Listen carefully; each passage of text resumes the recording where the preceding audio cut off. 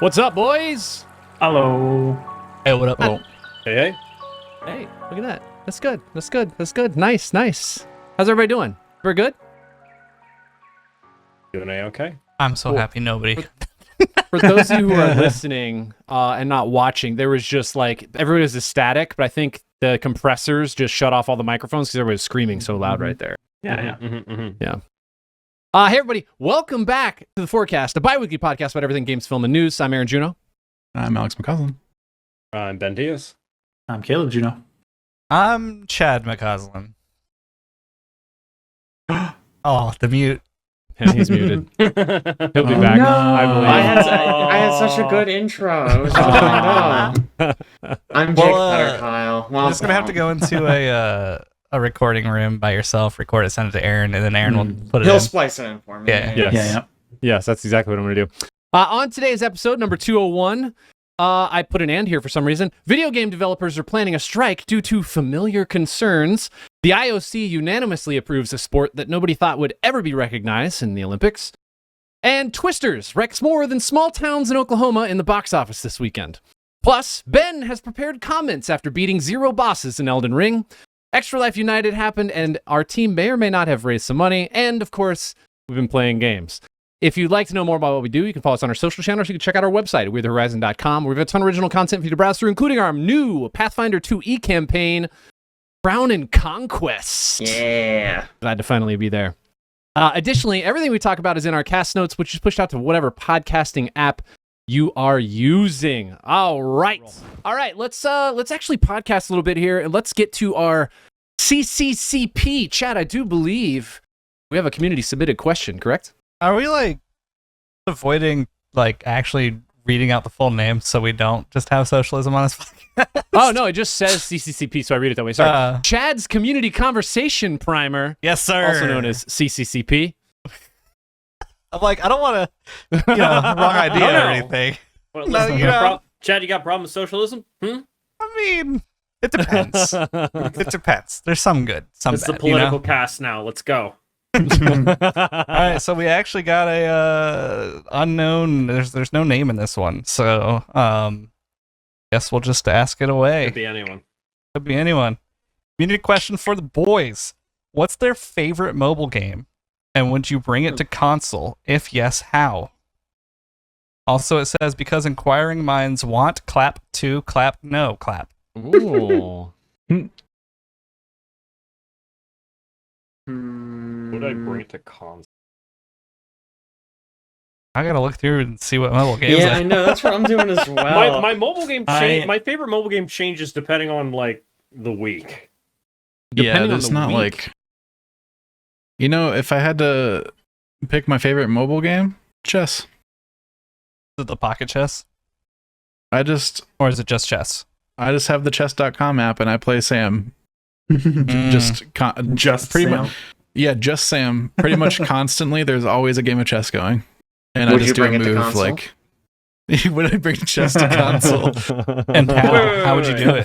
Hold on. Am I hearing that people in this friend group play chess together and I've never been invited? I'm offended. Yeah, you want to play chess with me and Sam? Listen, Sam I play. didn't spend 3 years in a chess club to not play chess in front yeah. with my Wow. friends. Yeah, All me right. and Sam. Okay. Me and Sam just constantly have a 3-day game going. So you have 3 days to make a move, and sometimes it takes 3 days, and sometimes it takes 10 seconds back and forth, depending on what we're both doing. Big question, Alex. Would you bring chess to consoles? I want to gatekeep it. I think. Game no. only mobile players. Those Yeah. console scrubs don't deserve chess. They don't deserve chess. The problem is, There's definitely no chess game on any console.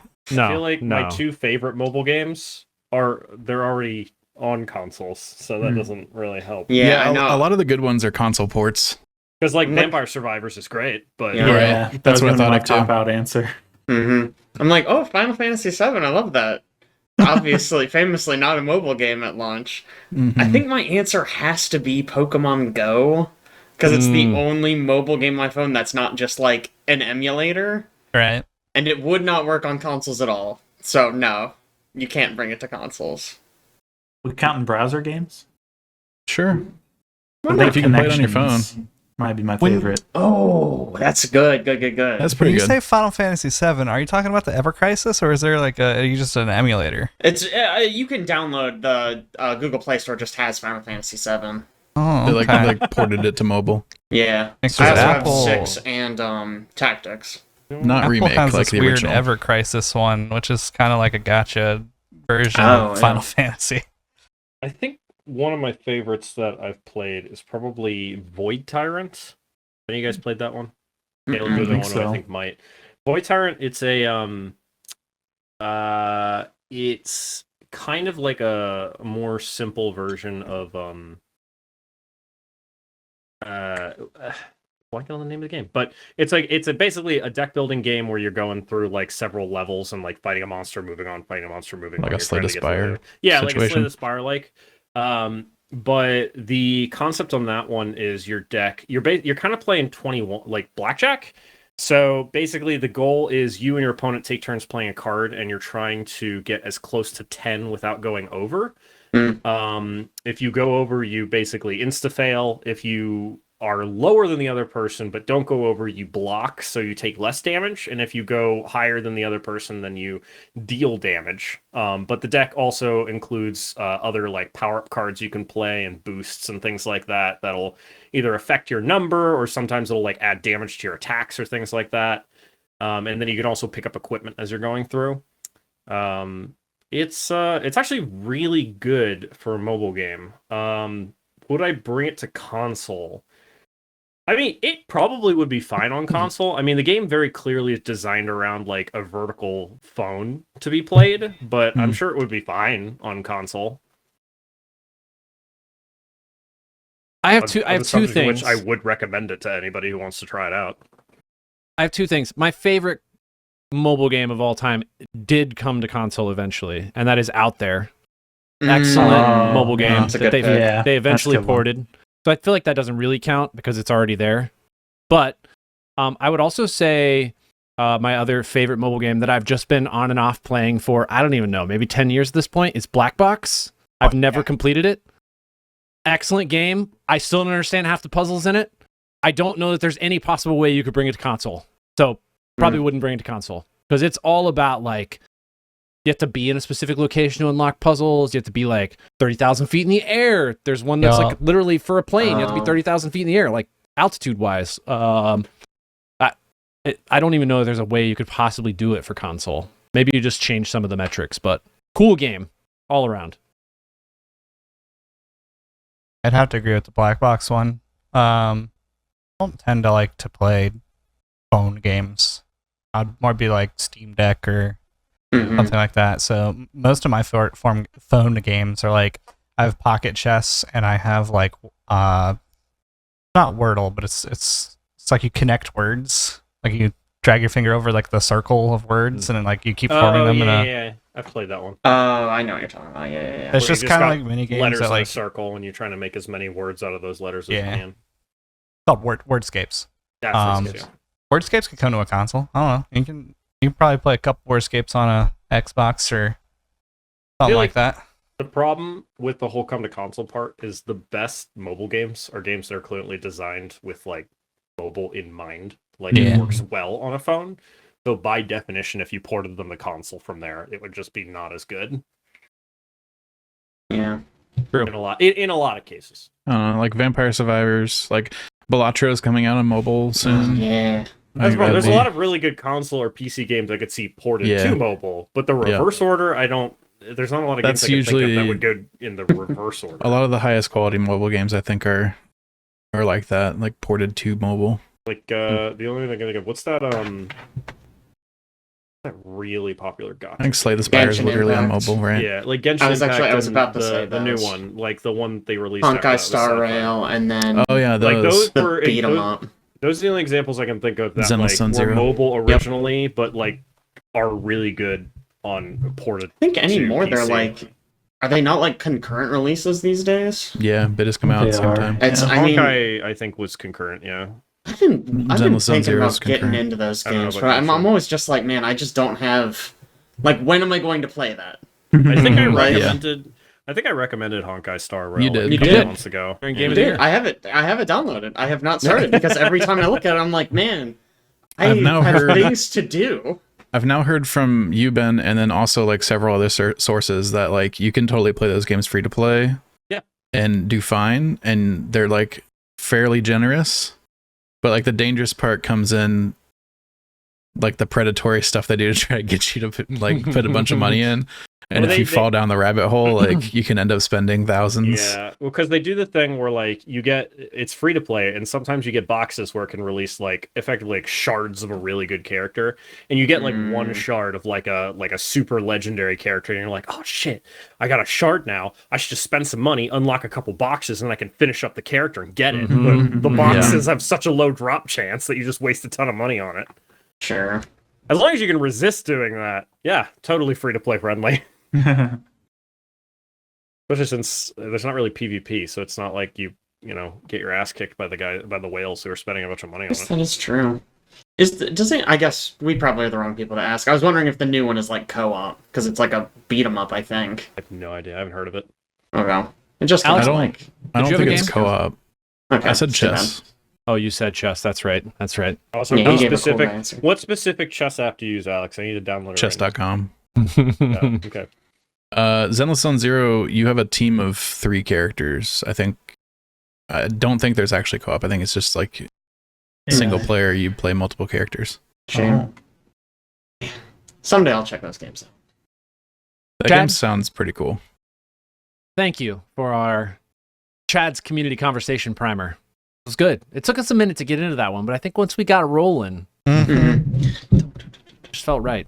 Also, wanted to make a note off the top of this that several of us, Alex, Caleb, Chad, and I went to Extra Life United / Ignite peer-to-peer fundraising / I had like 6 Leadership names. conference. Leadership conference. Yeah. Who wants to talk about this, really? I mean, I will, but I feel like I talk a lot, so I want to hand this off to somebody who wants to talk, who's really Boy, excited. does he. I could say a few things. Oh, boy.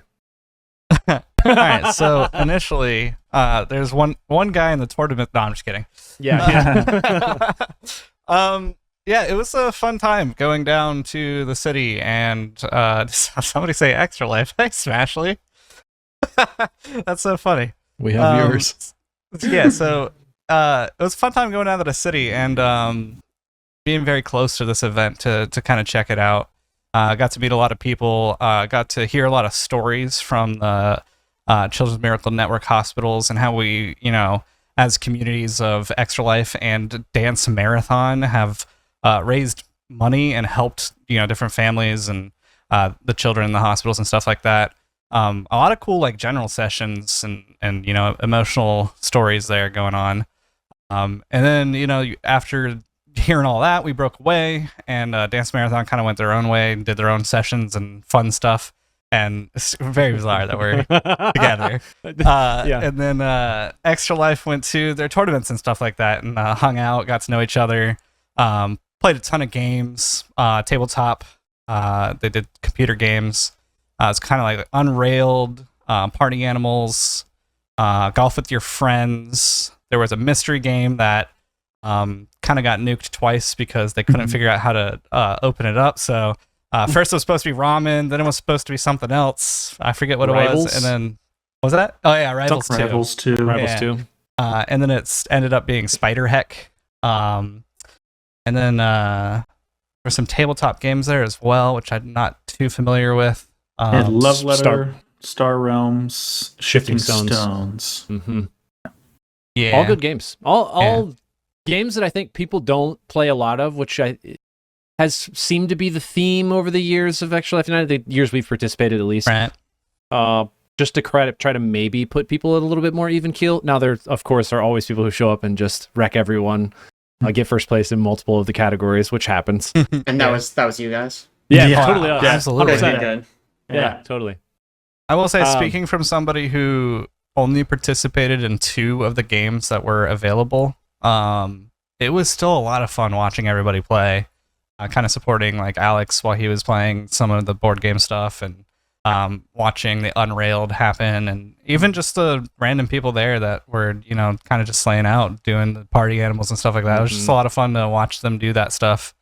And then we actually had a Kansas City local lunch at one point, so we got to know a couple people there, which was really, really cool. Getting to know some local extra lifers. And then we met Call Me Smashly, who's in the chat right now.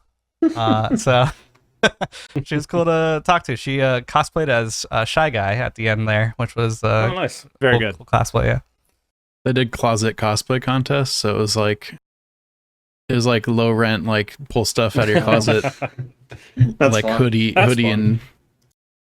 and mask. It was a lot of fun. Yeah. We also brought home a pretty good amount of money for KU Med. Yeah. Oh, nice. So I placed in top 16 for Star Realms, and that got me $350. After Nice. barely losing to a guy who placed 8th in national championships for Star Realms. Oh yeah, We gotta clarify Wow. that. Yes. Yeah, that's Yeah. my favorite story of Extra Life United, man, actually. it was so funny. Everybody I played, so I went through my first round of players, and everybody I played there was like, yeah, I just started playing this game like 2 days ago, no idea what I'm doing. I'm like, cool. So I beat those guys.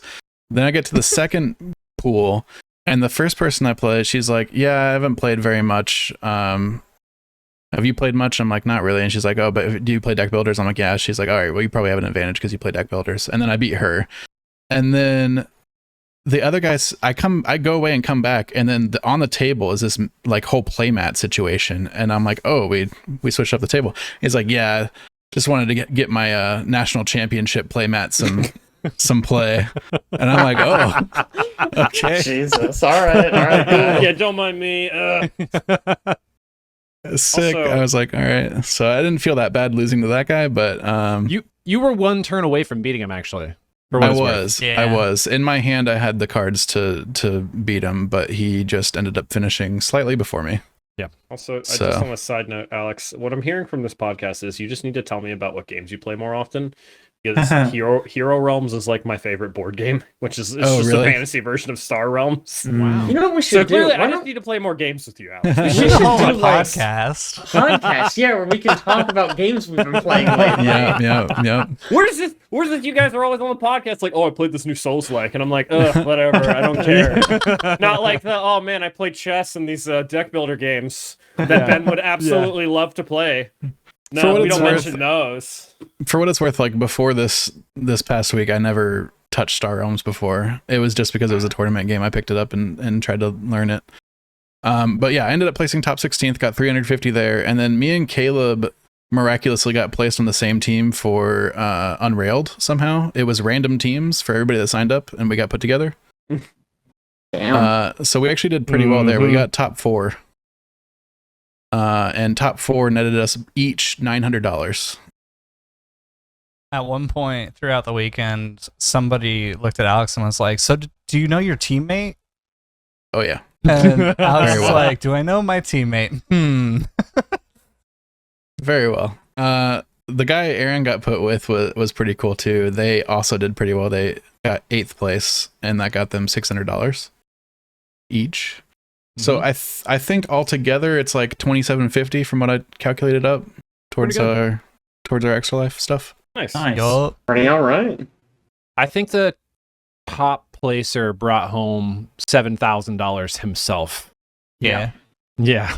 Took first Yeah. place in 2 things. Now, when you say Wow. $7,000 himself, do you mean for his like donation For his extra- charity? Yeah, Yeah. for it, Okay, it yeah. all So- goes to the hospitals. The way I they didn't described it think to me you is got actual money for yourself, No. but the way they described it is essentially these big organizations like Marriott or Costco will donate to Extra Life or Children's Miracle Network, and they can't just give it to one hospital. They have to figure out a way to spread it out amongst all the hospitals that are part of the network, which there are many. And so what they do is they take that pool of money and they allocate it towards something. Some of it goes towards things like Dance Marathon. Some of it goes towards Extra Life United. And so the money we're competing against is essentially already donated to Extra Life. It's just tagged in a way that they want people to try and bring it to their local hospital. So the money we raise goes directly to our Extra Life campaign, which will be donated to KU Med. I think for at least the 4 of us. nice. Yeah. But KU Med. What was the plate award that you got, Aaron? It's upstairs, but it is. I got. What was the actual title of it? Donor on red team. Yeah, highest donor on Okay. red team. Yeah, so there was a colored night. I think it was Saturday night. We were split into color teams. We were emailed prior to the event. So all 4 of us got on a red team. Then there was green, blue, and yellow team. And like throughout the weekend, there was like different things that we could do. And there's like points added to each team. And so at the end of the weekend, they explained that like who what team won first, second, third, fourth place, etc.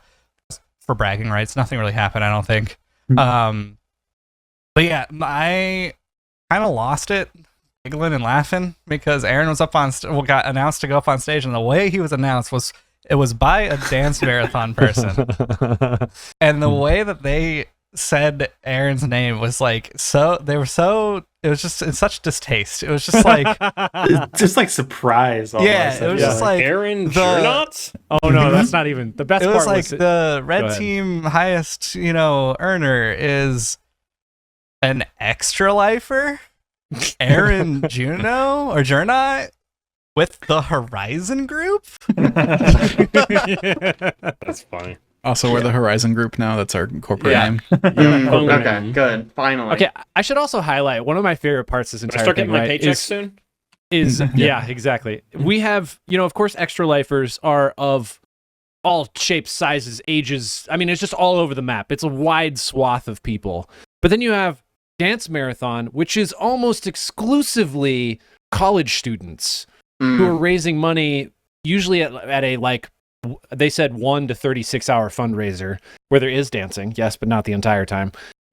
So you have that disparity already. You have the extra lifers, you have dance marathoners, and then you also have the CEO of Children's Miracle Network Hospital who's up there, and she's like, and now we're going to bring to the stage the VP of Corporate Customer Relations, and everybody's like, where are we at? What? Yeah, there was a segment where she introduced like 10 VPs. And we're like, It was what's so going weird. on right now? Everybody's It's a business cheering. conference now. Yeah, it was all 3 of those things. It felt so strange. And they had like one night where everybody came together, and they had as Chad was saying, they had the dance marathon people get up and do competitive dances. There were 6 teams from 6 universities around the United States. And then they had like one of the VPs for Children's Miracle Network did like, I don't know, he drank some weird amalgam of, I don't know, like Disgusting Worcestershire condiments. sauce and mustard and like just They put a bunch of strange. gross stuff together Sorry, wait, and made them drink it. Kevin a VP? Like, was this not like in between? Like, all right, here's a dance marathon dance that they choreographed, and then it was like, oh, here's an extra life thing, I guess. Yeah. They were I like, didn't how know do, what we, to do. how do we show off Extra Life on stage here? They're like, I don't know, make somebody drink something gross. That's probably what Extra Lifers do. That's what gamers like. Also, like, because it's like challenges. So, like, I don't know, this other dude like waxed his arm. Like, do that, I guess. Yeah. That Yeah. part was weird. Oh, Their yeah, ideas hot was sauce, like- relish, vinegar, and flavored water. Like, this is like a challenge somebody would do on a stream to like try to raise money. So that's how we're going to describe Extra Life to people. Nothing to do with video games at all. Yeah, nothing. So Nothing. I thought about it after the fact. I was like, what could you have possibly done? You could have like people go up there to do a speed run, maybe do it blindfold, or have things like happen to them while they're doing a speed run. yeah, Like I think you that would know, have been the way to ice go. bucket challenge Yeah. on top of them while they're speed running. The problem is, I how don't much know. time did they have for somebody on stage? Like, we're talking like a minute? Like, They what had a game can good you amount of speed run time. He was probably up there for like 10 to 15. Yeah. then? Oh, Yeah, wow. he was there for a while. They could have Maybe got a short longer. speed run in Yeah, they could of have Yeah. something. They could have done like a level or two. Just been like, yeah, so that's what we do, and then like walk off. Yeah. Honestly, the dance competition was really cool. The Extra Life stuff was fine. Whatever. That stuff was lame in comparison to Anna Grace and her younger sister. Oh my Because god. they yeah. came out on stage, and the younger Anna Grace is one of the champions for Children's Miracle Network, which is essentially like somebody who's gone through the program and now promotes it so that people will raise money. She has a, what's the word I'm looking for? Prosthesis. Prosthesis, yes, on her left leg. And so her younger sister was like champion bottle flipper, came up on stage and landed like probably a good 80% of the bottles she was flipping to land on various things. And then they would like raise it up on a cup and she'd have to land in the middle of the cup. And then Anna Grace took off her leg, set it on the table, and she bottle flipped to the bottom of like the foot. It was so Landed it on the freaking cool. sole of the shoe. Everybody, Wow. there's like a huge room of an audience just losing their minds about this little girl bottle flipping things. It was great. It was amazing. Coolest thing. Wow. Yeah. Anyway, that's Extra Life United. We raised some money, but if you're listening, you're interested in donating. Obviously, we love doing our 24-hour stream during game day. We also love just raising money throughout the year. So check out our Extra Life page. You can donate there. Want to move on to a couple things in news. First and foremost, SAG-AFTRA back at it. This time it's in video game realm, and it's because we got a lot of voice actors who are all of a sudden, like everybody else, is concerned about the use of artificial intelligence. Yay. Ben, is this happening now? Is it gonna happen? What's the like? Are there negotiating terms? So the strike is happening. It's starting literally tonight at 12:01, technically tomorrow. I'm gonna be honest. The article I found discussing it does not talk about specific terms that they're looking for. So if anybody else has that info, feel free to jump in. I have the 10 major video game companies that are part of this strike.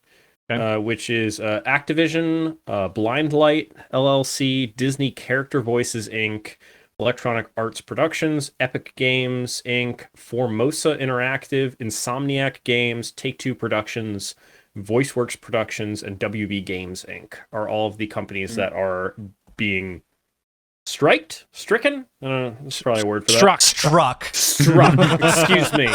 There we go. I really like I don't striked. actually know. Yeah, striked is good. Hey, if I tell the listeners that English is my second language, none of you are allowed to correct me. Got it? Confirmed.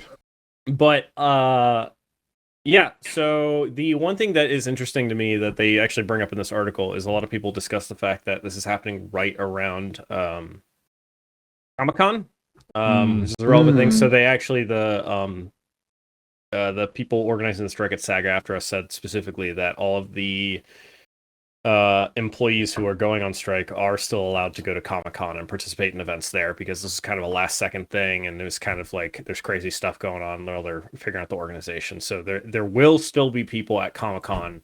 But yeah, the only notes I have about what's specifically on strike about is basically, yeah, it's about AI, using AI for faces, voices, and bodies in video games. It says specifically that they've found common ground on 24 out of 25 of the proposed, like, accepted policies. The one holdup is apparently over protections to on-camera video game performers, meaning like live motion capture things. Which makes sense, I guess, because SAG-AFTRA's already negotiated a lot when it comes to voice acting just across the board. So you would assume that that moves not just from, film, but also into video game realm. But this one is a little different. I mean, there's considerably more motion capture in video games than there are in TV or movies. There's just a lot. That 24 out of 25 proposals they have found common ground on, that quote is from a spokesperson of video game producers, not from SAG-AFTRA, for what it's worth. Basically, it's a quote where they're saying, like, we are disappointed that the SAG-AFTRA union has decided to walk away from negotiations and strike because we were so close to having a deal. Right. So maybe there's more context there that SAG-AFTRA is going to discuss later. But well, I guess maybe what we will get is some more unified voices, because one of the other things that is happening right now is there are two different unionizations that are happening right now. One in Bethesda and one for the WoW devs.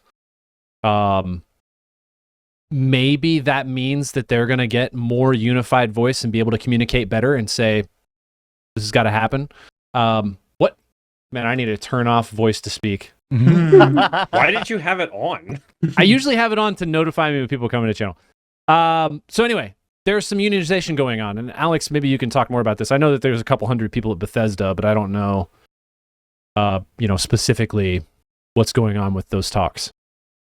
Yeah, I don't know. The strike stuff is like brand new, so this story is from like a few days ago.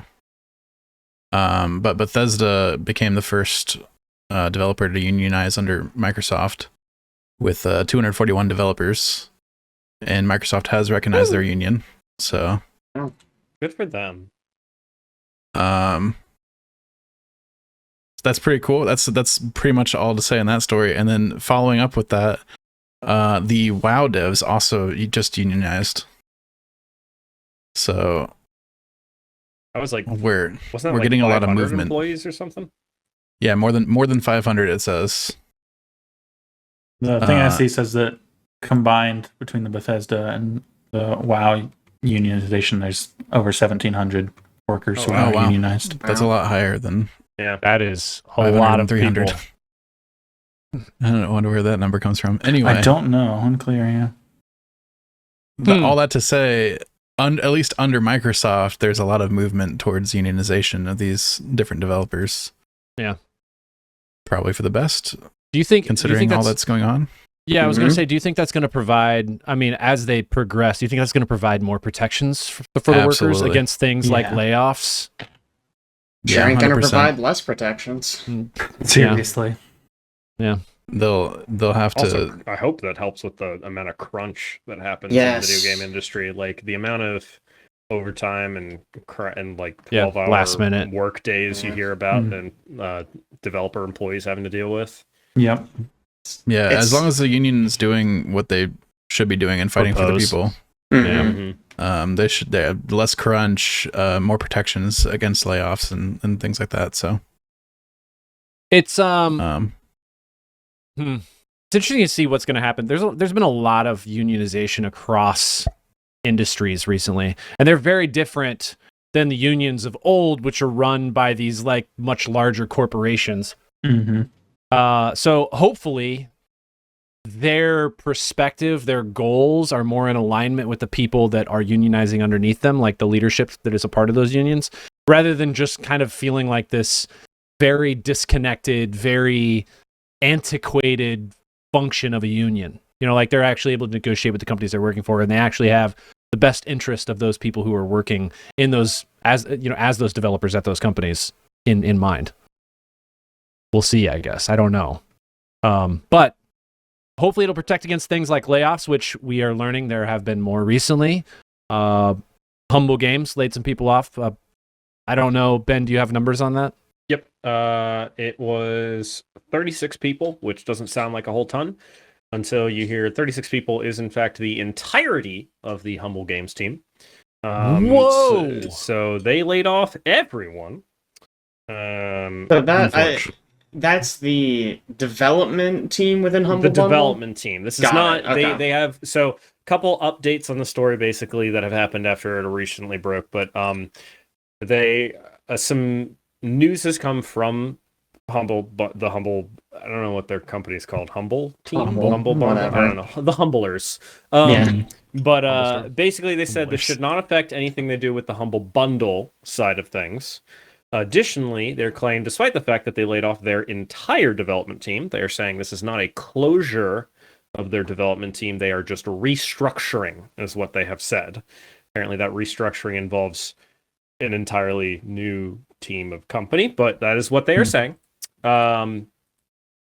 So yeah, they haven't really given any more info other than they've said we're not closing, we're just restructuring, and this should not affect anything they do with the Humble Bundle side of things, which is it confuses me if they're restructuring. What would cause them to think they need an entirely new team? Yeah. Like, I could see in a Yeah. restructuring you laying off some of the team, Right. all of them.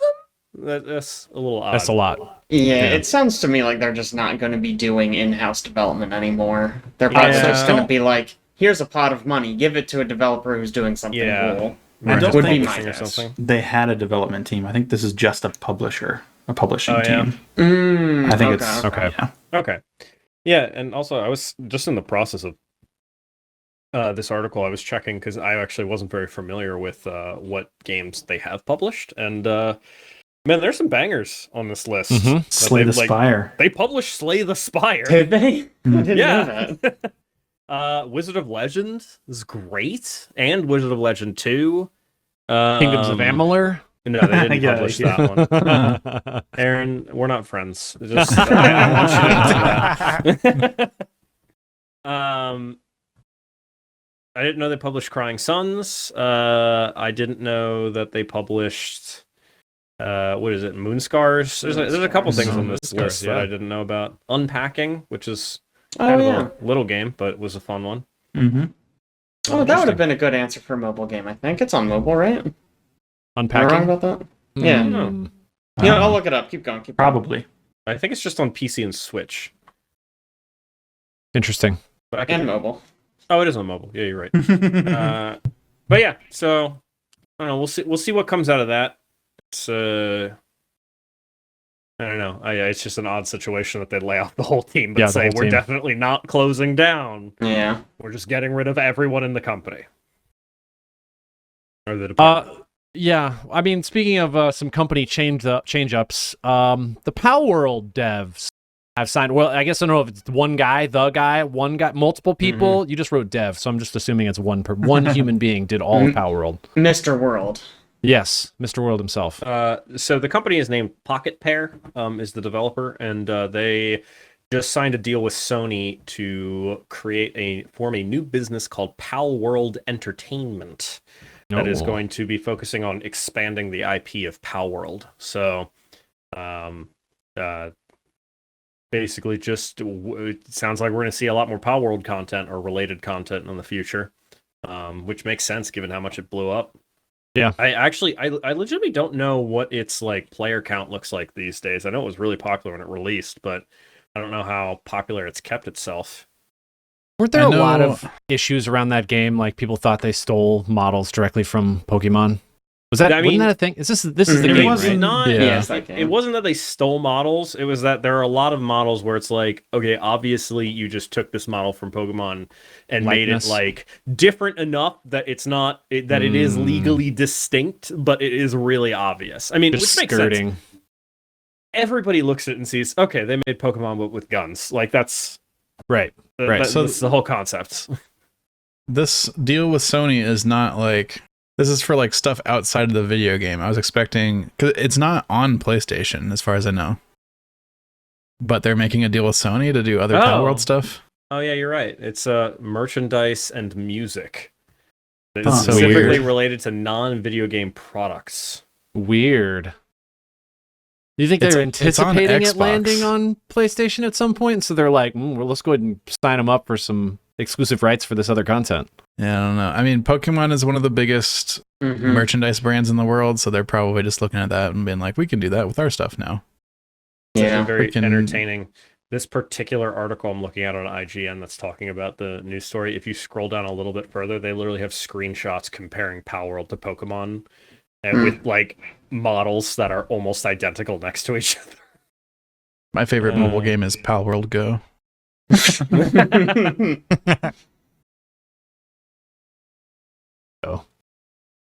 Also wanted to note here in news, pretty big news actually, the IOC has unanimously approved esports as an official game of the Olympics.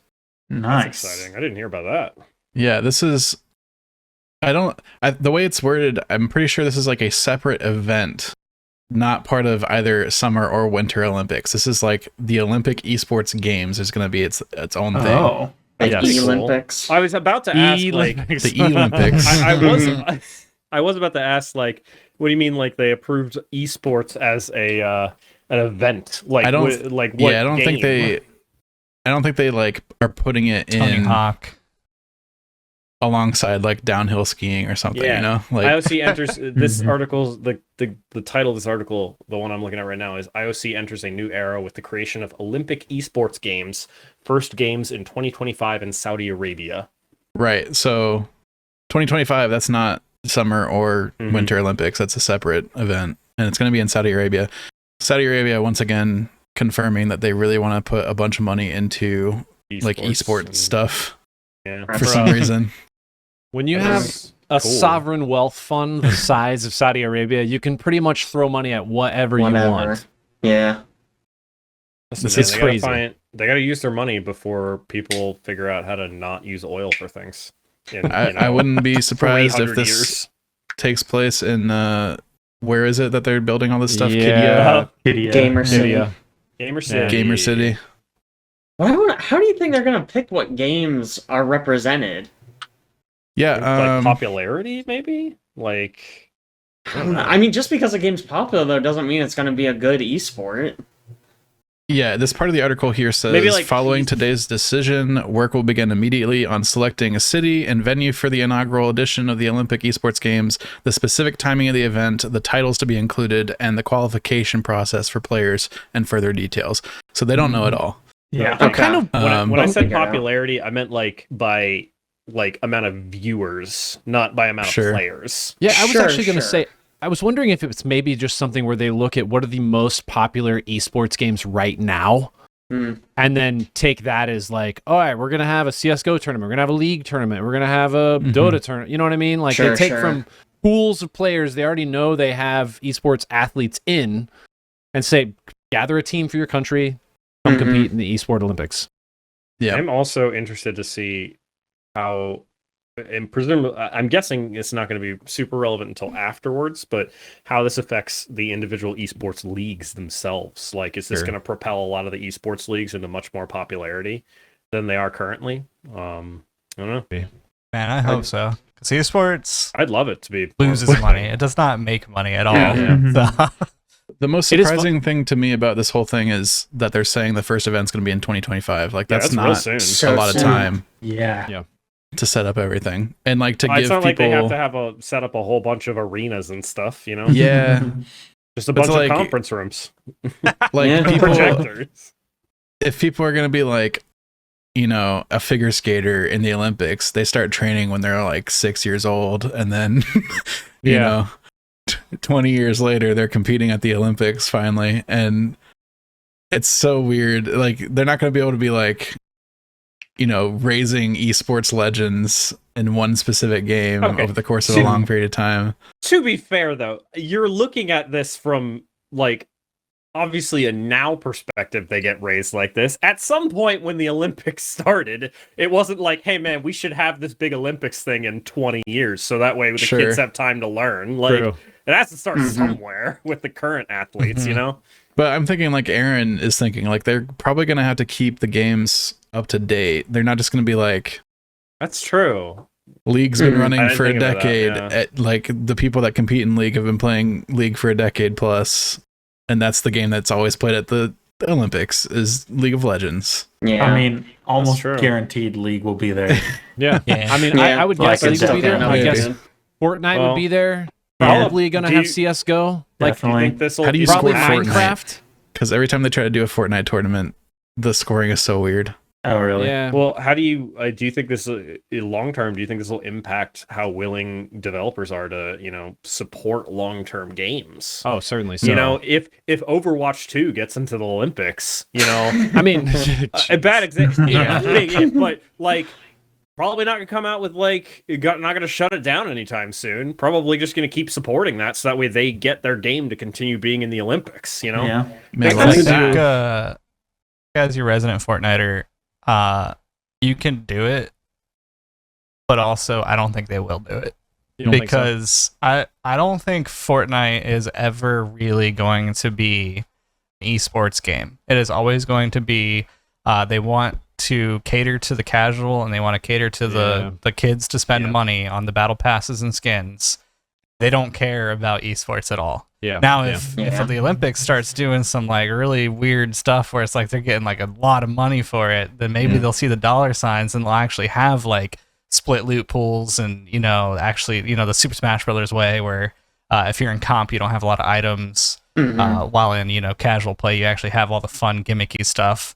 As of right now, I think it's just too many gimmicky items for it to really Yeah. be pushed into being I mean- an esport. While like Valorant or CS:GO, it's like Dota I'm League. sure. Yeah, I'm sure they could release a mode for that. I mean, look at Yeah. like Smash Mhm. Bros tournaments. Like, Oh, those they are have. run I mean, without they- any of the items. Like, Right. It's gone back and forth between like the loot pools being separate to being together. It's just, I don't know. I think they've always reverted back to just trying to make the most money they can with the most amount of consumers. What maybe if I'm they being did- optimistic, but I could see this changing how the entire industry supports their games and runs their games. Like the concept of a consistent tournament happening every several years and it being popular enough to get into it, I think that could change a lot of stuff. And if your game makes it into the Olympics, it automatically skyrockets your sales. Exactly. Yeah. It's if that's how things work out, we could see a complete 180 on how a lot of companies view game esports releases or supporting their games and esports. It could change a lot of stuff. Hopefully it broadens that too, right? Because if it's kind of like we're talking about, if it's the same subset of games that are always going to the Olympics, I'm sure they will lose some interest. The reason those esports exist now is because they all have an annual tournament or major tournaments that they participate in, that it's like an actual full-time job where you can make money, prize pool winnings, things that can't support that. Our annual watch of the TI and get into Dota for a little bit. Yeah. I mean, they used to make way too much money. It was crazy money, but they still make it. They still make really good money. And hopefully, I'm just going to assume, since it's being held in Saudi Arabia, there's going to be some financial incentives for companies to be involved in the esports Olympics. And countries are going to see it as another opportunity to promote, hey, our citizens are really good at this specific aspect of sports. Man, I wonder what this means for Team FaZe, 100 Thieves, just all of those teams where it's they all teams. Are separate. And I mean, you got to have a Team USA. You can't just be also go to Team USA, man. Yeah, so it's they're probably gonna pick from each team or even random players or whatever, and is that gonna the profits of those teams, are they gonna skyrocket because of the interest of Olympics and that's where you get the practice, that's where you get the get paid throughout the year, and then boom, you go into the Olympics to actually play. I'd like to see Fortnite where they just do qualifiers to get the top 100 countries, and then it's just one game of Fortnite with the top 100 countries. Man, there's so much randomness that happens Victoria in a Royale VR, takes the cake. Yeah. I mean, the thing is about competing, you have to be a citizen of the country you compete for in the Olympics. Yeah. Right. So they wouldn't necessarily be able to handpick anyone.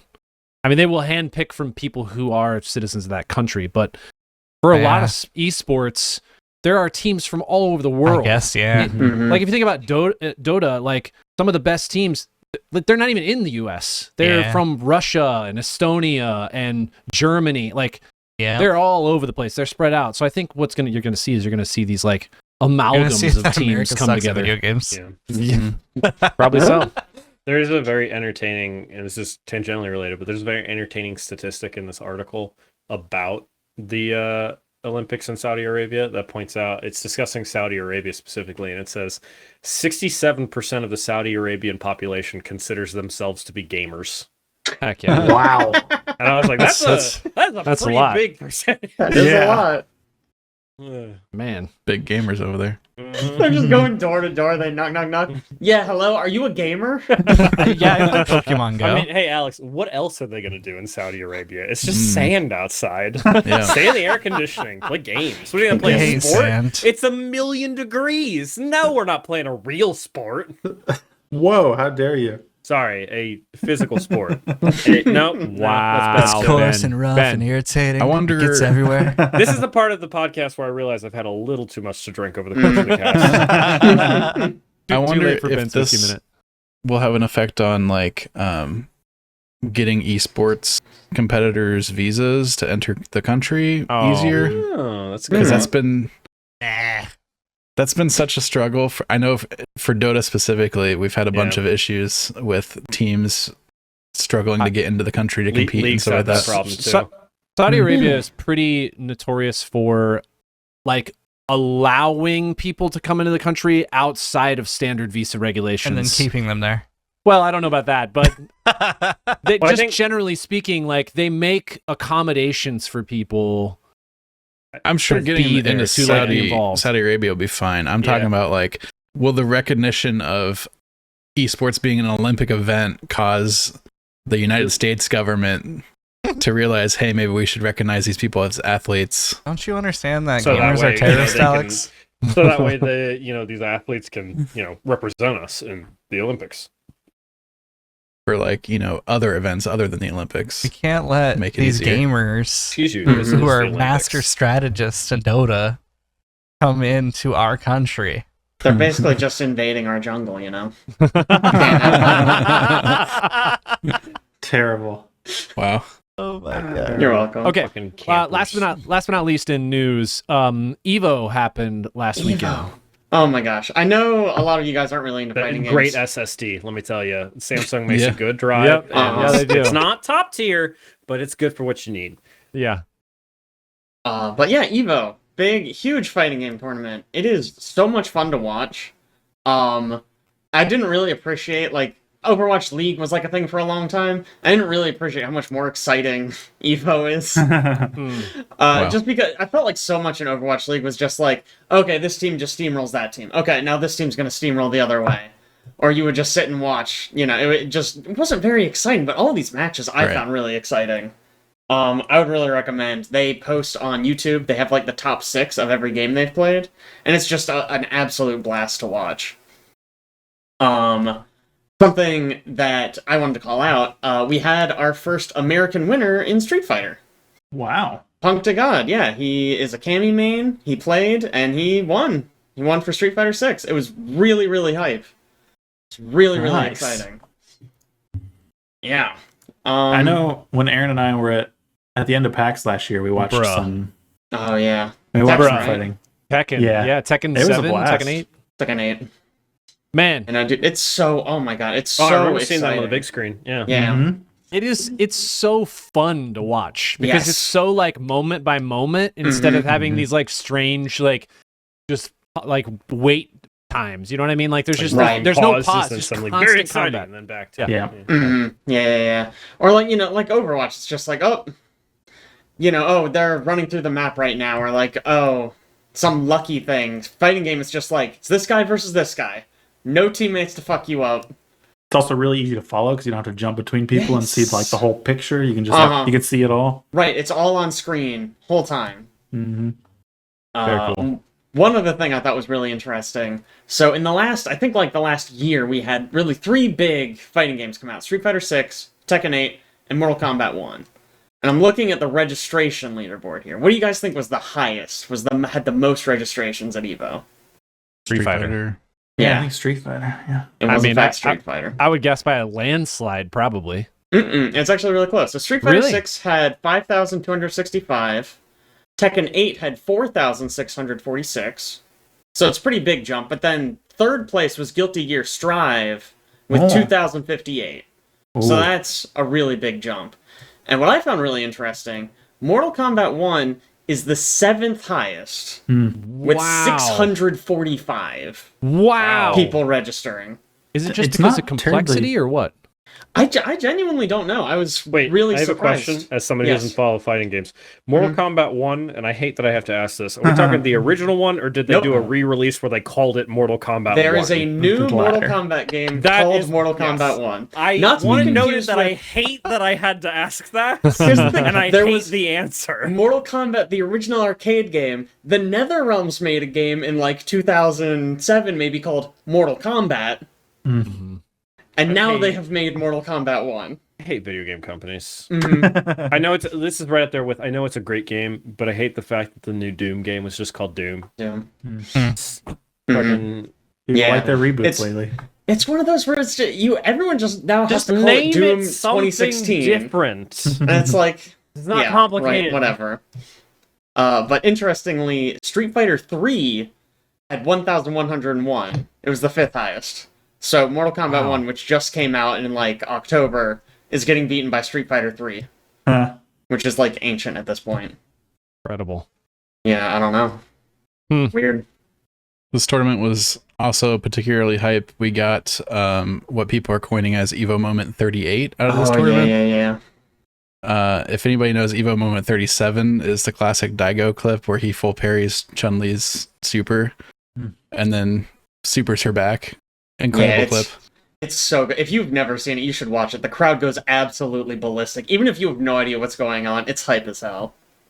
I I just pasted in here the link to the Twitter for what they believe is Evo Moment 38. So have we not had any quote unquote Evo moments since that? I guess not. That's wild. I mean, this clip is also super duper hype. I was actually watching this earlier today, and now I need to watch. I wasn't gonna watch the freaking Street Fighter 3 tournament. It's crazy. Man, that's really cool. They had another one of these moments. Being in person and watching esports, watching anything where it's like super intense between teams that are like really effective is just so, I don't know, exciting. And like you're just going crazy. I will never forget the $6 million slam when Alex and I were watching Dota. What a moment. Dude, I mean, I was jumping up and down. It was just like the whole place was going nuts. Oh, I'm so excited. Sorry, it's just very enjoyable to watch. Definitely one moments. of the hypest moments I've ever experienced in my life. Yeah. Yeah. I like how in this clip that you sent, Alex, he immediately runs to the crowd and starts high-fiving them all. He is like 40-something years old. He was up on stage doing all sorts of wild stuff. He was doing the splits at one point, playing, like, he had his stick on the chair, and then he was doing the splits on the ground, and he was playing. And like, just do it, like, all these, like, poses and everything after every round he won. He was a hype boy.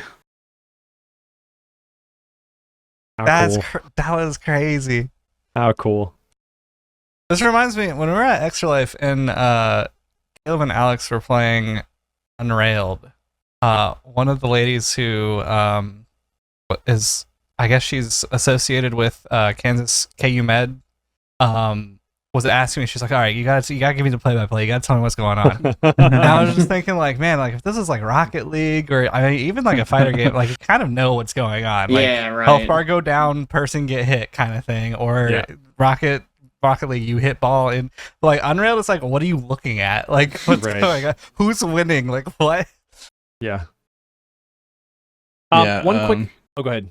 Sorry. I was just gonna say shoutcasting Unrailed probably not that entertaining.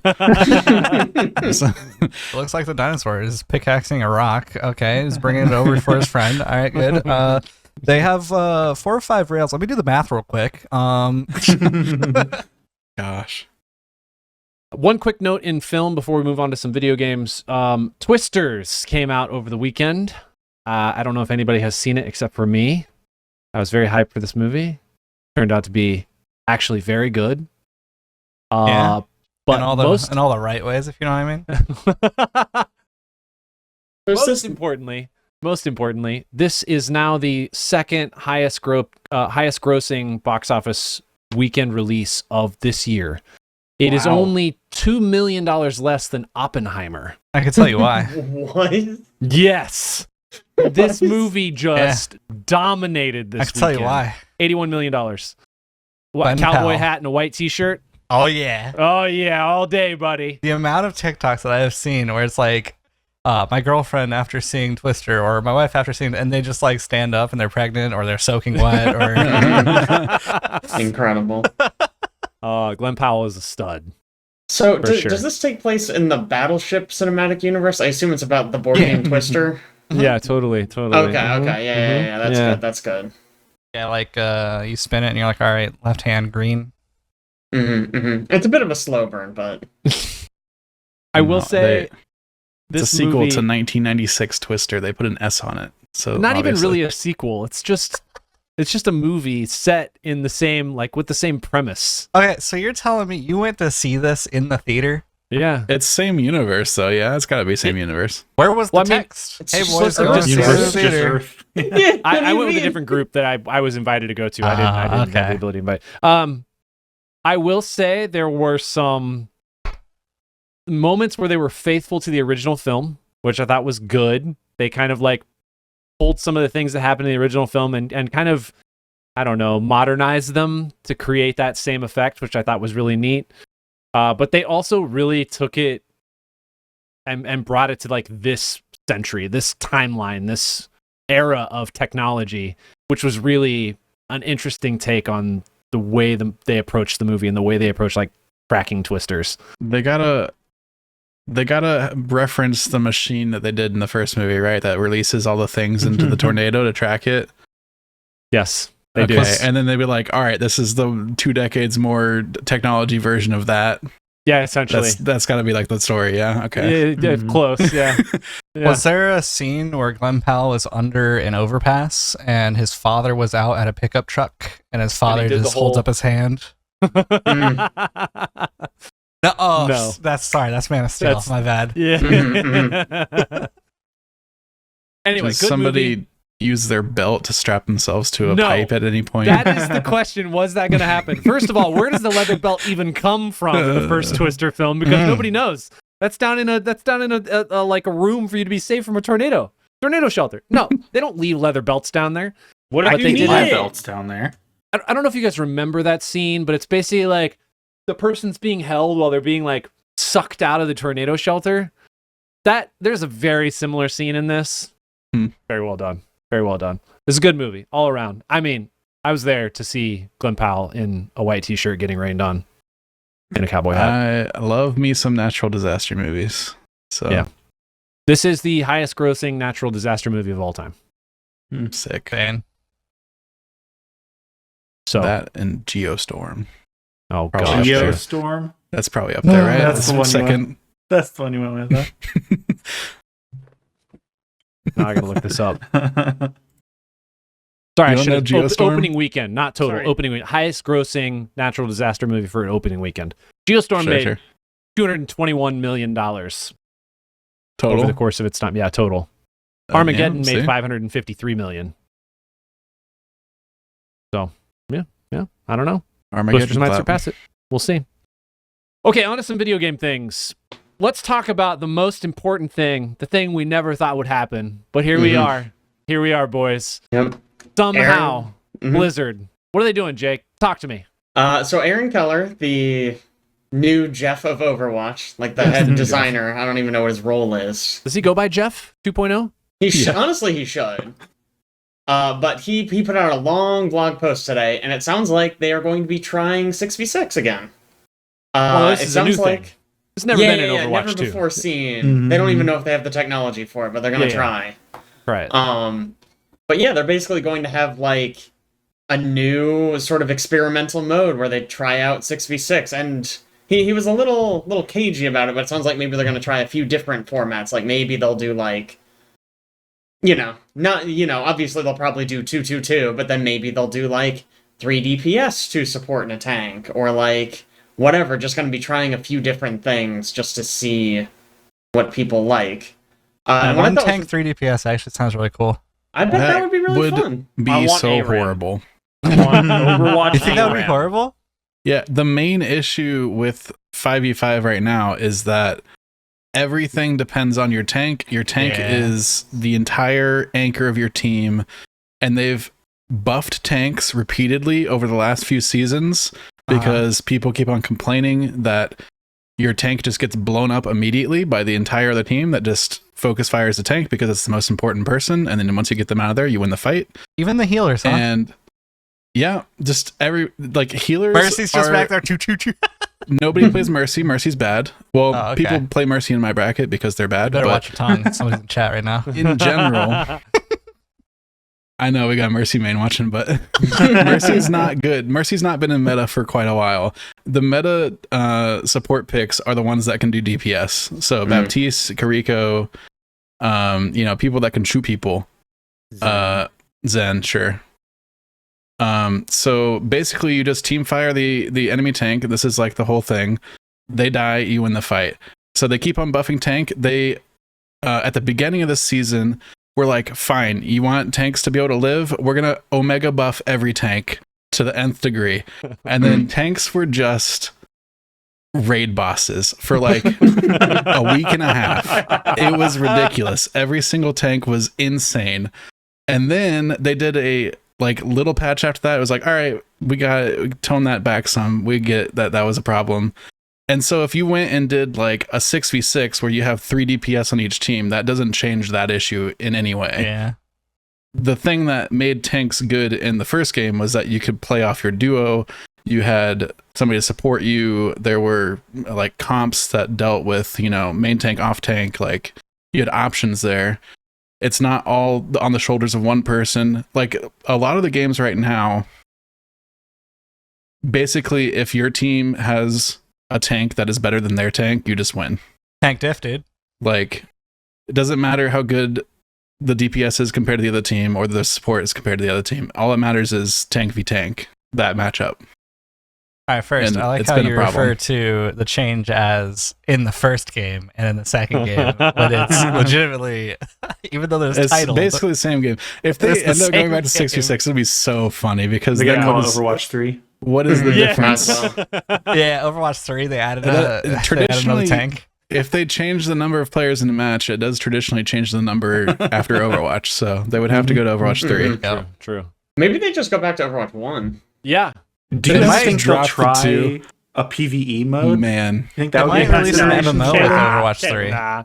That is a crazy idea. They would never do something like that. What if They- instead of going back to Overwatch, they just literally released a new game called Overwatch 1 and it's 6v6? I like it. I like it. ONE. You know, there is a game that just came out that's 6v6, and it's Marvel Rivals. We'll get to that. We'll get to it.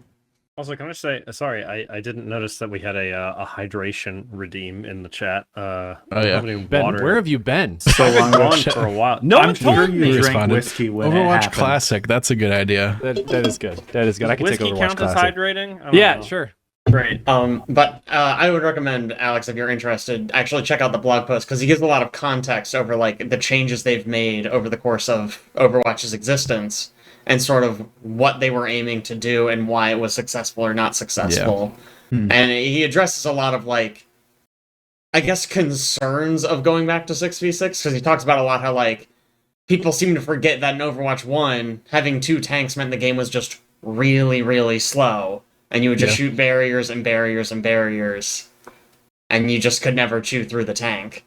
I don't know. I thought it was really Yeah. interesting. Well, they have at least changed a lot of the fundamental tank design where you probably wouldn't be doing barriers a lot anymore because there's not that many barriers left in the game.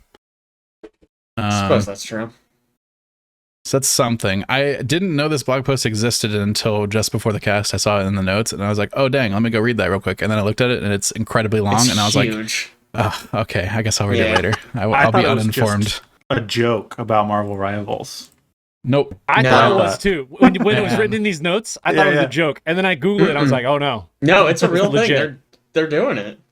It's I been mean, a rising concern for months now. Like the 6v6 crowd has been like more and more Honestly. vocal every I patch. have a feeling that they're putting it out just so that way people play it and go, oh, this is bad. At least I Maybe. think I feel like that's what So they're they can be thinking, like, at least. see? That Yes. We told you. We know what we're I doing. think they're kind of thinking, let's just call their bluff. They'll play it, realize they don't want it. that would be really funny Mhm. if it ends up being not good. I could see it. I mean, I remember playing Overwatch 1 and getting in games. Literally, one thing they talk about a lot is like getting stuck poking at the choke. Like Yeah.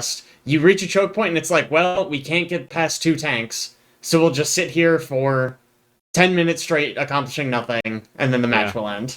And then the countdown makes you really stressed and everybody hits their ultimate button and maybe something Mhm. happens. Yeah, but basically, you weren't playing to play the fun shooter game. You were playing to build your ultimate so you could Yeah. get past 2 tanks. I'm Hmm. wondering how 2 tanks would be in like some of the new modes they put out, like Push, that's got like really open maps with like a lot of angles to come at the objective from, or like Yeah. I forget what it's called, but the new multi-point capture modes Mm-hmm. where there's like a bunch of points on the map and one of them lights up and then everybody fights over that point for a while and then it changes. I feel like I mean, with like- the multi-point capture, you just end up with goats again, Yeah. right? Maybe. You just deathball and smoosh them together.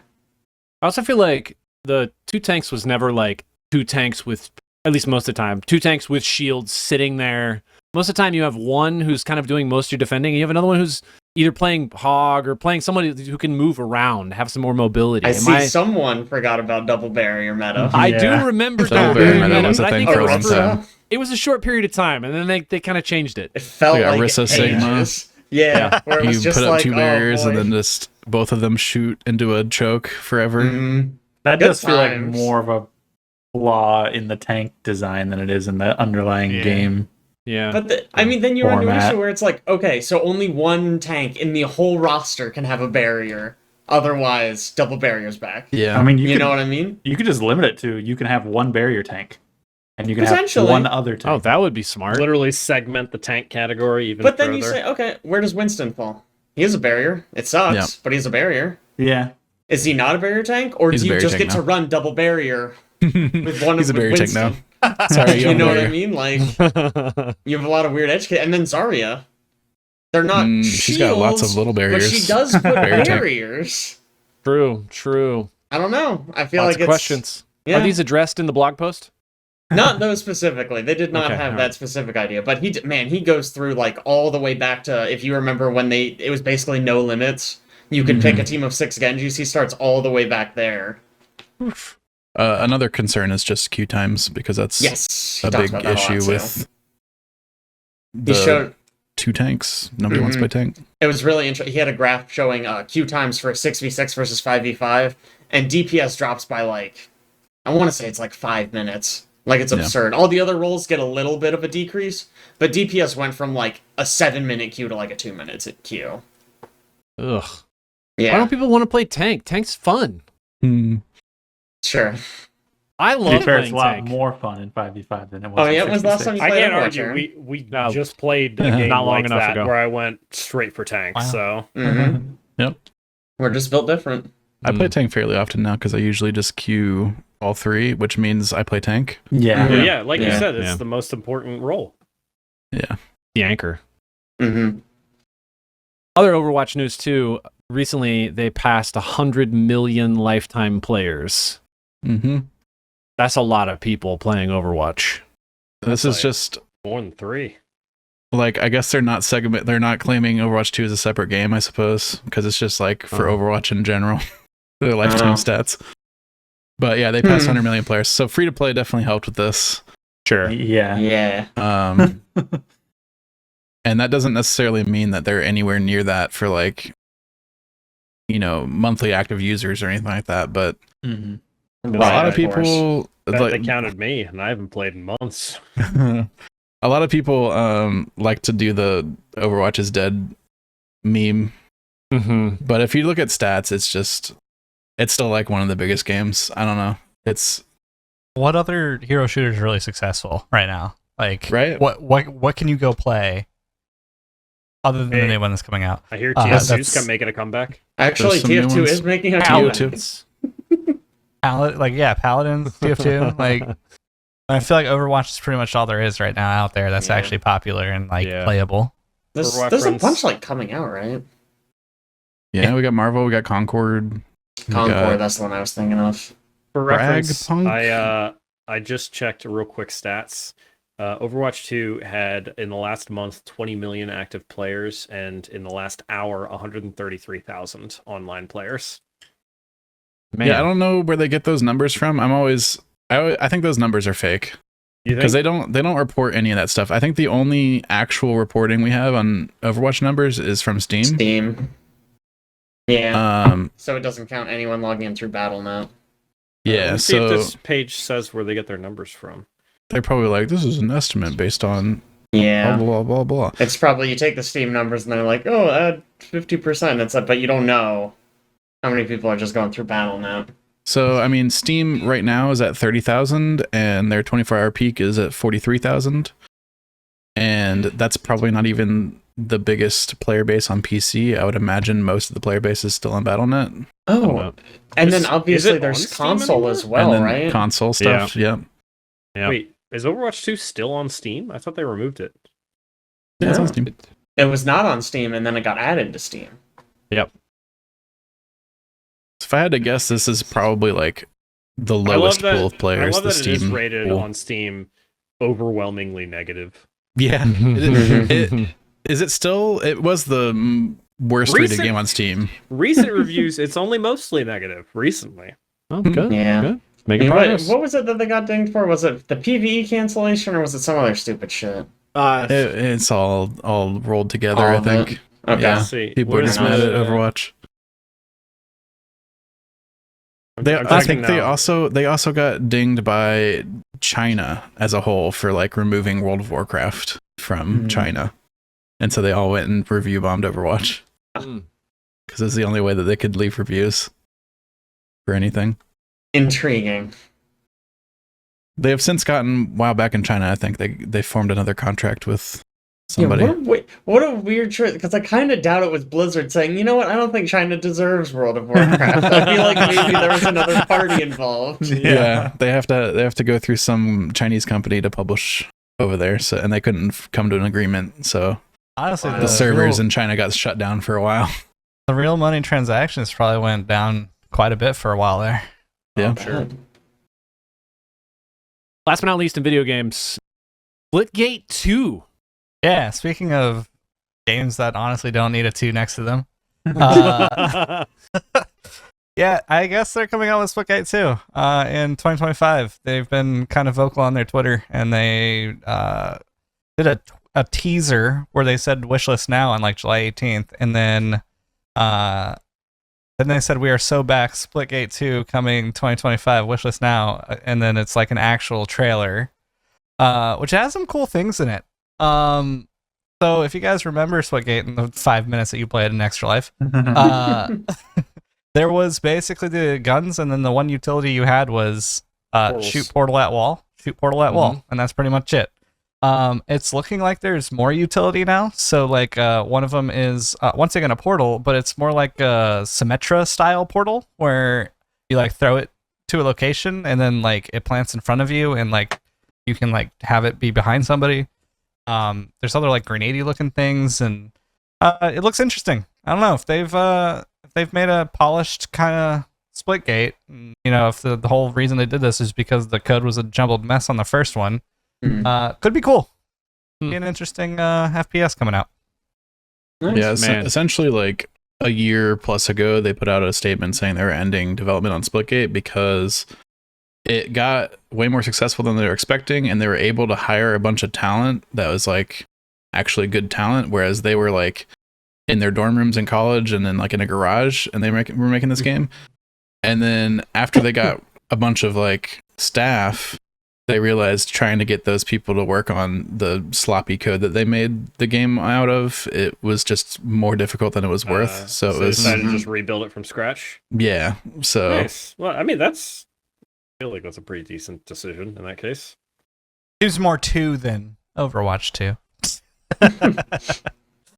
Yeah. True. You know what it's time for? I don't. I don't. Oh. No idea. What Bipple? Bipple.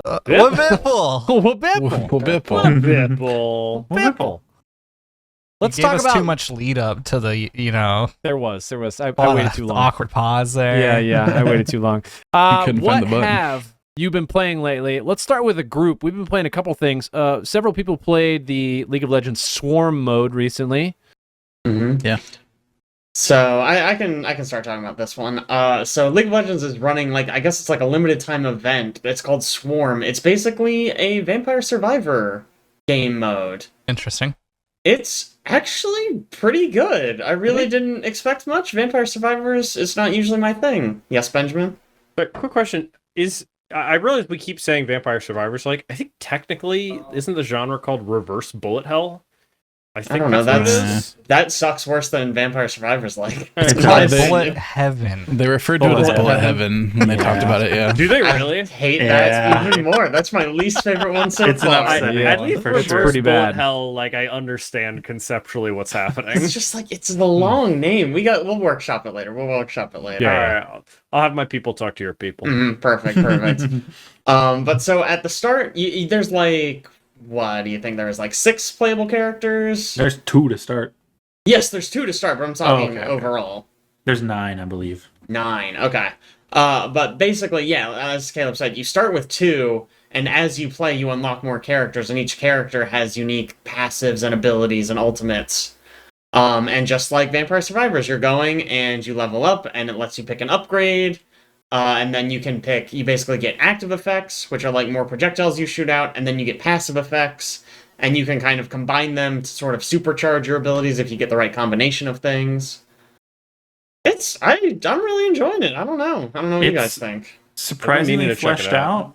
I mean, it's a small mode, so there's not a huge amount of content, but the amount they have is surprisingly polished and fleshed out.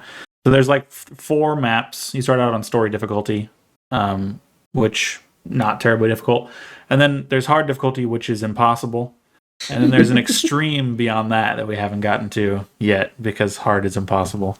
We beat hard ones. We did beat hard in fact once beat hard so once. far.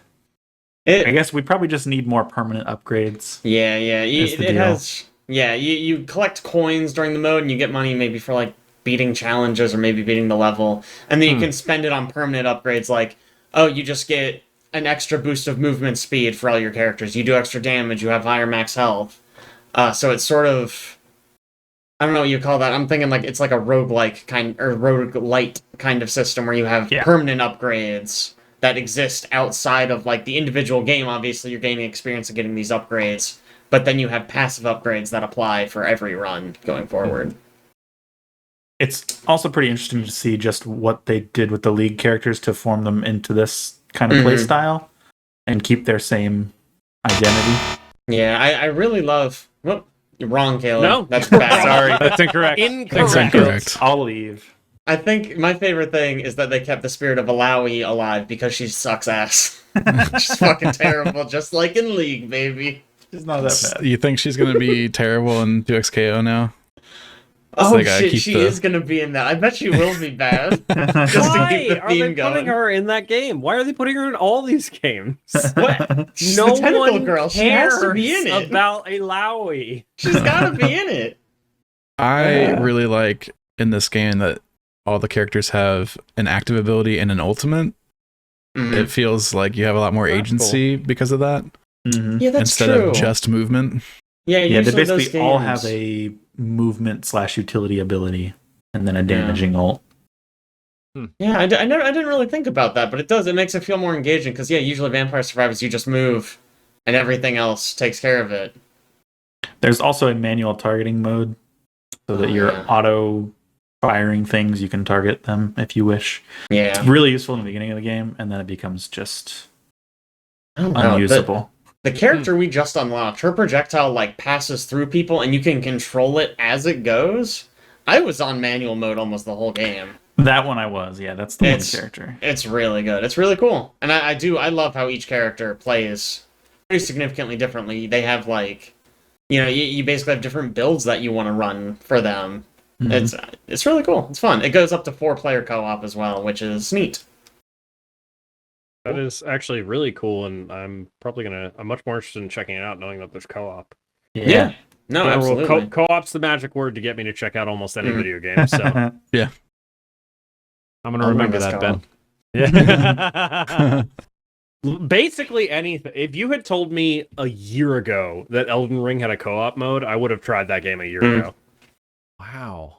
All it takes. Technically, it had go up at launch. Yeah, it did. That doesn't count. The summon mode doesn't count. That being said, I don't know how much. Well, we'll get into that in a minute when it's my turn. Yeah. The other group game we all 6 just played a little bit of is Marvel Rivals, which we had a Overwatch joke 3, about earlier. baby. But yeah, Overwatch 3. This is it in the Marvel universe. Yeah, I don't know who's played. Alex, you probably played the most of this, right? Because you payed in the first. By far. Okay. Oh, geez. All right. Jesus. Wow. Okay. Yeah, I'm sorry, sorry. is this your- yes? Is this your I have championship over Marvel 20 hours Rivals in this map game. that you're going to roll out before you start playing? Game of the year. Am I right, Alex? Maybe they're giving away. They haven't said what it is, but there's some sort of permanent unlock you get if you get to gold rank in the beta. So I might just grind to try to get that. Oh Wow. my gosh. Yeah, can I just inform you guys? As somebody what that doesn't happened play last ranked in Homie- anything, even Overwatch. Homie goes, yeah, I might try to grind that.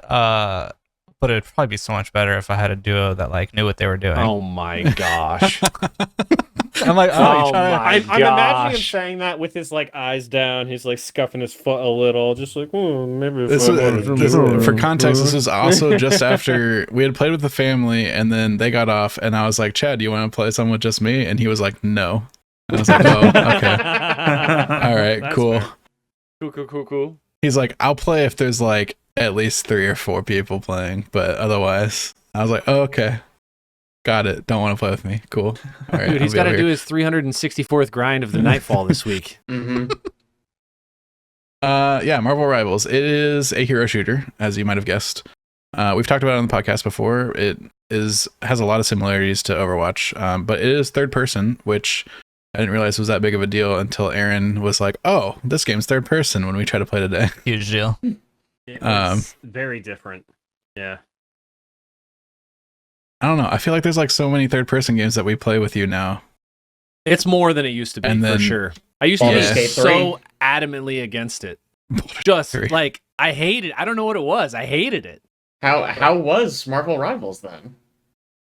It was actually Yeah, fun. what do you think? What do you Yeah, I guys think, think? I think it was really cool. It feels not as snappy as Overwatch does.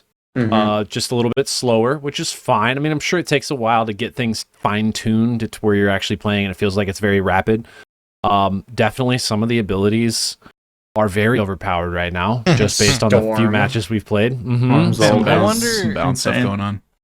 I wonder I- if there is actually something that we missed with Storm and like Yeah, it's something that you can possible. knock her out of it or Maybe. like I don't know. I'm pretty man. sure she does an ult voice line before it happens to let you know. Mhm. You know- We just miss that every time. At least one time I know I saw her like a red circle on the ground appeared like for maybe like a Mhm. full second before the damage effect Mm. started. So it gave you a bit of time to like get out of the range. She can I just think- move with it. She Yeah. can't Just just chase chase you really down. slowly with it. It I feel like they reminded might me a have little bit of buffed like that since the alpha. it reminded me a little bit of like Sigma's ult because you have this like thing on the ground that's identifying where you're going to actually use your ult at, but the activation on that is so much longer than it felt Yeah, like with true. Storms. I felt like it was just instantaneous. Like I'm in the red Yeah. circle, I'm dead. Okay, all right. Yeah. That's Usually I basically knew- the time I mentioned I had that happen. I went, "Oh man, it's red circle. Let me get out." Oh, I'm dead. Mhm. Yeah. I know they're definitely working on balance stuff. Like even between the alpha and this beta, all the characters that were OP in the alpha don't seem like they're nearly as OP anymore. Like Hela was just Insane. you could not deal with her at all. She just spammed out attacks so fast and killed everybody so quickly. Her time to kill was so quick. Wow. Would you say she was hella OP? Yeah, she was hella OP. Okay, cool. She Honestly, seems much better now. I'm not even worried about balancing. These games Yeah. are designed to balance over time. Like Yeah. nobody's Mhm. going to get it out the gate correct so that comps can play against different comps and it feels, balanced. What 'Cause it's hard to tell if it's just like we don't know how to deal with something yet, or Yeah. it's actually a balance issue I with mean, how literally, new stuff is. Sure, I guess it could be half the the former. teams we played couldn't get out of spawn because we were just Yeah. killing them so fast. And it's not like, oh, we're the pros, and so we're just camping them. We're literally, as we're spawn camping them, going, what does my E ability do? What does this do? I don't know. I feel like this happens with most games that we play, though, just because right when you start, everybody's fresh to the game. Yeah. And so if you're familiar with something that's even similar to what that game type is, Sure. you tend to be able to just roll over other teams that are like, this is the first time I've ever played a hero shooter. Yeah. Like first time we played Overwatch, like we had played things that were kind of similar, just like in FPS realm shooters with yeah, abilities. TF2. And we'd played other games with abilities. Like we'd play, like several of us have played Dota or League, which are, ability-based games. So we're kind of like playing around our teammates sort of thing. For people who are just rolling in as like, I've only played an FPS before. Mhm. Abilities are weird. I don't know how to coordinate with my teammates. So I think there's a point at the beginning where you kind of do that. And then over time, as you start to recognize more like things like audio cues for Storm's Ultimate or, just like positioning, timings, things like that, Mhm. hopefully the game will just start to feel more balanced. Yeah. That's my guess anyway. Actually, one thing I want to mention about this that I thought, I didn't really think about it, but it feels like it has a big impact. A lot of the environments are destructible. Yeah, So, like, that made kinda things neat. very different. Yeah, I thought it was really cool because someone would be like in a really safe position, and so I would basically just like kind of just blow it up. So that way it's like, maybe I didn't get the kill, but they can't camp from there anymore because they'll be super Yeah. exposed because I Yeah. broke the wall. I did like that. There's Yeah, also a that's- ton of verticality, I Yes. think, even more so Yeah. than Overwatch had. I mean, you have Farron, it's very telegraphed that Farron is in the air or Mercy's in Mhm. the air. and they're not even that far near. You can pretty much see them if you're looking Yeah. straight ahead. While this is even- just like, oh, Iron Man's above us. Yeah, Yeah. even like Pharah and stuff like that in Overwatch, they have like a meter and they can only stay in the air for so long. This game just has straight flying characters. Yep. Mhm. They can just stay in the air. So, Pretty crazy.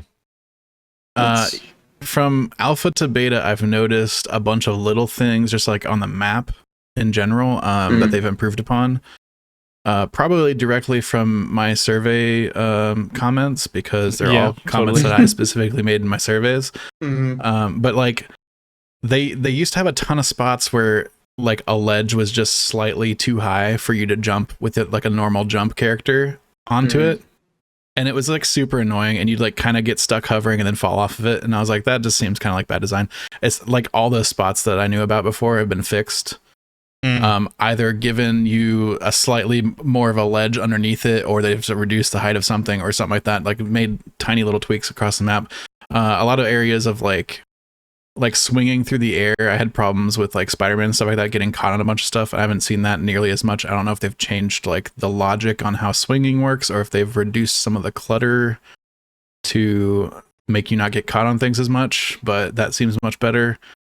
It just seems like they're iterating like pretty quickly on a lot of these little polish things. So I'm pretty excited on where it's headed. Does it have a release date? No. No. Okay.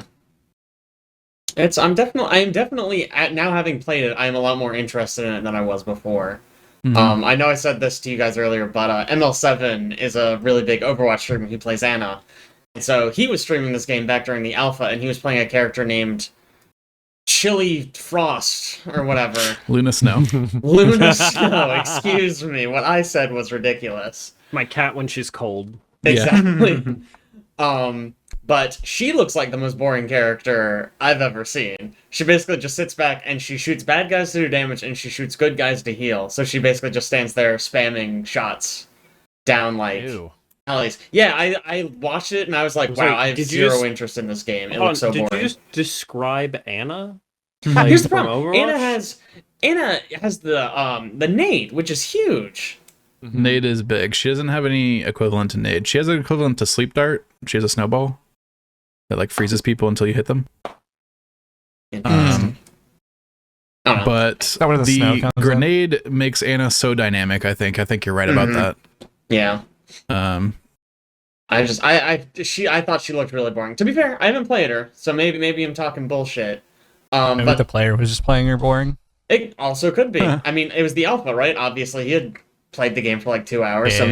maybe it was just a bad watch. But it's really fun. I had fun with it. I think the big thing is what Aaron said. It definitely feels a lot slower than something like Overwatch, which is maybe okay. I don't know. We'll see. I think I need to play more characters before I Yes, I like definitely really do as well. solidify Yeah. on that. I only played tanks, and it just does not feel snappy. I realize that the characters in Overwatch also don't feel snappy when you're playing tanks, Yeah. but Mhm. this just At felt like I least was just Some of them do. slogging I through the feel mud. like in Overwatch, and maybe I'm not remembering all of them right now, but most of the tanks have some sort of movement ability that at least like gets them where they need to go. And Yeah, granted, it's- I did find out after playing Hulk for a bit that Alex told me after I finished like Yeah. the whole game and a half of Hulk. Oh, by the way, if you like hit spacebar twice, you can like super jump. But I then immediately moved to Sounded exactly like Doctor that, too. Doom, That is how it who sounds. just floats slowly at people. Like I agree with you, Aaron, that they just felt very slow. Well, I think you need to play like Spider-Man and Peter Quill. See Yeah. the speed there. well, another part Well, of it too is like I switched to I played some Iron Man afterwards Mhm. because I was like, let me try something a little different. And you know what Iron Man does? He can fly as he very slowly floats up into the air. Like, I don't know. another part of it is just player perspective. You know, when you're in a first person, Yeah. things look like they move a lot faster. True. When you're Sure. viewing somebody in third person, it just in general looks like you're moving through the environment slower. I bet that definitely has something to do with my experience in the game so far, but hopefully that Probably. just passes and it'll feel like, you know, snappier as I play other characters. Oh, so this isn't a call-out post, but I've got a stream where someone's playing Iron Man, and he does have a boost move if you hit shift. Okay. Just, you know. Go fast. No. Peter, Knowledge is power. Peter Quill seemed pretty cool because you hit shift and you start like kind of jetpacking through the air. You can kind of go up and down or whatever. And if you hit right click, it kind of does like a dash move. So you can use that to like go forward. You can use that to like get out of combat from the enemies. Or if you're like fighting somebody, you can use it like right or left, where you're like strafing faster to dodge the bullets more. But it's only 2 of them, so use them wisely. I'm pretty sure your dash move also reloads your guns. I might be wrong on that, but Okay. Oh. I'm gonna play that guy It's completely McCree different rule. now. Yeah. Mm-hmm. He's about to be my Destiny hunter. Yeah. There's one other mechanic we haven't talked about, and it's the team up attacks. Mhm. I don't really know how I feel about them. I don't know how they work at all. So Basically, certain rivals have like a synergy. So Rivals like if you had Spider-Man and Venom, if they're on the same team, you can hit C and you turn into like this big goopy ball that does like an AoE damage around you. But that's only available if Spider-Man and Venom are on the same team. I think technically also Penny Parker is another character who you could get that synergy with. Do those have like a cooldown? Yes, it's associated like with it? it's Okay, like an activated ability. can you Okay, got see it. them on your screen and You know just- if you can activate them? Yes. You can, yeah. When you That, like, select them in spawn, it'll come up real big and say like "team up available," and it'll show all the pictures. Sure. I And thought I then was your teamed up with lower quite a right- bit of people, and I never saw like I looked around a lot, never saw an ability use. Okay, so for a lot of yours, it's probably reliant on the other person to do something. So like when you were Okay. playing Yeah. Punisher, you teamed up with me when I was on Rocket, Okay. and Rocket can place a contraption on the ground that Yeah, okay. creates an AoE. And then if you stand in that AoE, you get like infinite ammo and you shoot like double as fast. Yeah, Okay. I saw that. I thought maybe So like, that's like an example. There's several other ones where it's like you don't necessarily activate anything to do Mhm. with it. Somebody else has to Yeah. do something. Groot and Rocket is similar, where Groot doesn't do anything, but Rocket can jump up and ride Groot and shoot, which Yeah. was very fun. He gets like DR when he's on Groot's shoulder. It's pretty cool. Very cool. It's Man, a I neat need to play idea. more. I don't. I need to play more to. Weren't they Decide on that one. going to introduce team up abilities in Overwatch 2 at some point? Wasn't that like Yeah, in the actual thing, or PvE. was that for PvE? PvE I was don't- gonna have like skill trees and stuff. You know what? I think you're right because there's the cinematic trailer at least where Brig and Ryan combine their Right. shield. Oh Yes. yeah. I thought Man. that was a thing for a second that they just No. like, don't We worry don't do about that. it. We don't do that Yeah. here. We No, don't no, no, talk no, about no, that no. anymore. I'm gonna Okay. wait. I'm gonna wait for the blog posts next week where they're like, I've been thinking about something brand new, fresh to the hero shooter scene. Mhm. Team up abilities. Really cool. Very excited. Oh my god. Chad, let's move on to you. What have you been playing? yeah. So there's been this game, brand new. Yeah. It's called Destiny 2. Have you heard of it? Yeah. Yeah. Mhm. That one's made up. Who makes it? I think it's Sounds like you're 343. Googling to figure out. I was gonna make that joke. the 343 joke or Alex's joke. 343. Okay. Yeah, so Destiny 2. Just been playing a lot more of that. I found a clan. That was what are you Bro. looking at? 108 hours in the past 2 weeks? What are you talking about? What else are you talking Wow. about? Bro. Well, This has 3 friends who played recently. Derek, 2.4 hours. Alex, 5.8 hours. Chad, 105.3 hours. Yeah, well. get a few more hours in there, and that's 3 full-time jobs. It probably would have been more if we didn't get to Ignite. Oh my gosh, you stopped for a whole weekend. Oh no. Wow. Well, no, there Cool was game. a night when Ignite happened that we came home early because, Yeah, you said you reasons. played for an hour to get yeah, I did play for an hour to get flawless, in trials. Okay. Goodness gracious. Yeah, so I joined a clan. That was I don't know if I've explained this story, but that was a interesting experience trying to search for a clan on the Bungie Clan Finder website. Yeah. One of the specifications that I was kind of like reaching out to these people in order to get into this clan was Caitlin enjoys just hanging out in chats. And so the first clan that I joined, I didn't really ask this question, but I got a really big vibe that they just were very strict on their Discord. And like they didn't want random guests to be in their Discord. So I asked the question, if like, hey, would my wife be able to just sit and channel if like I was playing with one of my buddies and we were just doing dungeons? And the answers I got was very just, for lack of a better term, just incel ridden. It was just Chad, hold on. You can't. It's a Destiny clan. No one there has girlfriends or wives. You can't. okay. So that's the thing, though. I reached out. So we left that clan like almost immediately. Sure. Then we reached out to like a couple more like clan posts, and it just was weird after weird. And then finally, on the last one that I reached out to, this guy informed me that he had a wife and 2 kids, and he was like, "Yeah, I mean, you could totally have your wife in here." Like, what? Like that makes no sense. Why you wouldn't be able to have your wife in here? And I was like, "Oh, okay. So like somebody who has a significant other and like is normal. This is all right. Cool. Like this. That's nice. That's This nice. makes sense." And it just so happens like a bunch of the people in the clan like have kids and stuff like that, and like actual lives and but anyways, Joe and I have been doing a lot of dungeons, and I've been I went flawless 3 times last weekend. Just kept pumping the trials. I tried to go flawless with Joe, and He's just not doing to your duos tier. is just so no. I mean, he's good. It's just doing like fireteam matchmaking makes it so difficult. To try to like actually get to that, because it's like you're a duo versus a duo with like a solo on your team, and if you get that solo that just doesn't know how to play and the other team gets a solo that knows how to play, it's over.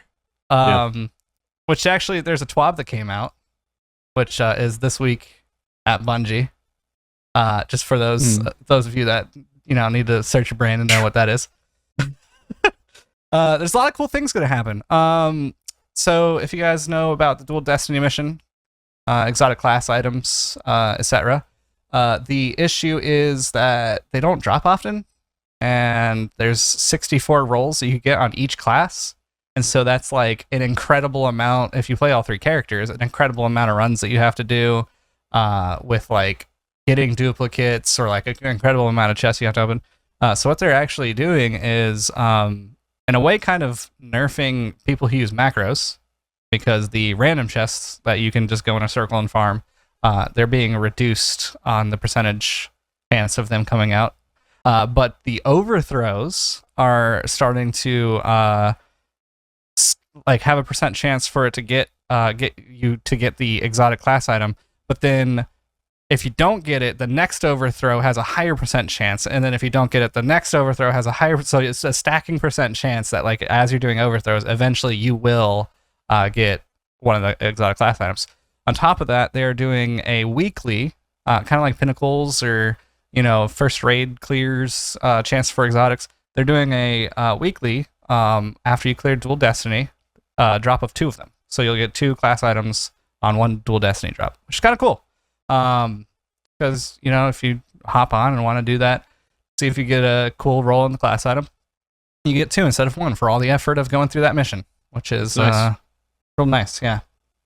They also talked a lot about matchmaking, which is another thing that I thought was pretty interesting. And they talked about how they've attempted random skill-based matchmaking, so just like they didn't care. They talked about like actual skill-based matchmaking, and then there's this weird like snake-based matchmaking is what they're calling it. I don't know what that really means, other than like as players come in, they gauge their skill and then they rotate them into teams or something. And so apparently it's supposed to make like trials cards a little easier to solo, or and apparently like if you are in a solo setting and everybody else like in that lobby is solo, it's the snake skill-based matchmaking like is working pretty well. But once you start adding like fire teams, like duos or trios, like it just falls apart. So they're implementing a 2.0 version of that or something like that. There's a lot of jargon of just like them attempting to say that their matchmaking is going to be better. So, another thing is, if you guys remember going through the campaign, there was a strike that we went through called Liminality. And it was one of those missions where we were all confused because we were like, well, was this like the 7th or the... And it was like, no, it's just a strike. That is the weekly, and that is the Grandmaster this week. And it is a tough one. Yeah. Wasn't that the Um, one that they said there was somebody who was developing? They were like, "I want this to be the hardest Right. Grandmaster that's ever Oh, yeah. existed in Destiny 2." That's true. Right. Touch on that in a second. So I have completed it twice now. And Joe and I, and then like one other person, we've traded out that person, are the only ones in our clan that have actually finished it. Because it actually, like, we have like a Charlemagne bot, which like actually tells you, like the dungeon, like the KD, like, and it like posts in the Discord, kind of updating, which is kind of cool. But yeah, we're the only ones that have finished it so far. It took like 35 minutes. Which, I mean, if you look at Glassway, I mean, that was like, what, a 25-minute? So it wasn't that bad. It's just there's a lot of ads. They don't actually send that many champions at you. It's just a lot of rank and file. And then when you get to the very last room, there is a kind of a trick that if you don't know about, it could make it extremely difficult because a wizard spawns on the very last health bar. And you'll have to deal with the wizard, a couple knights, rank and files, and the boss. And it's like a lot going on. Very early in the dungeon, you see that wizard, and if you don't kill that wizard and you get the wizard down to like a 4th health bar, she'll spawn into the room with that 4th health bar. Wow. You can like, so knowing that is like, it makes it kind of easier. The side rooms, when you're grabbing the balls and you have to like dunk it into the skulls, they've added that you have to kill eyes. Like the ball actually shoots something now. And lava's coming up and you have to shoot 9 eyes in the first room. And then when you get to the boss area, you have to shoot like 15 eyes in groups of 5. So they keep spawning while lava's coming up in that tiny room.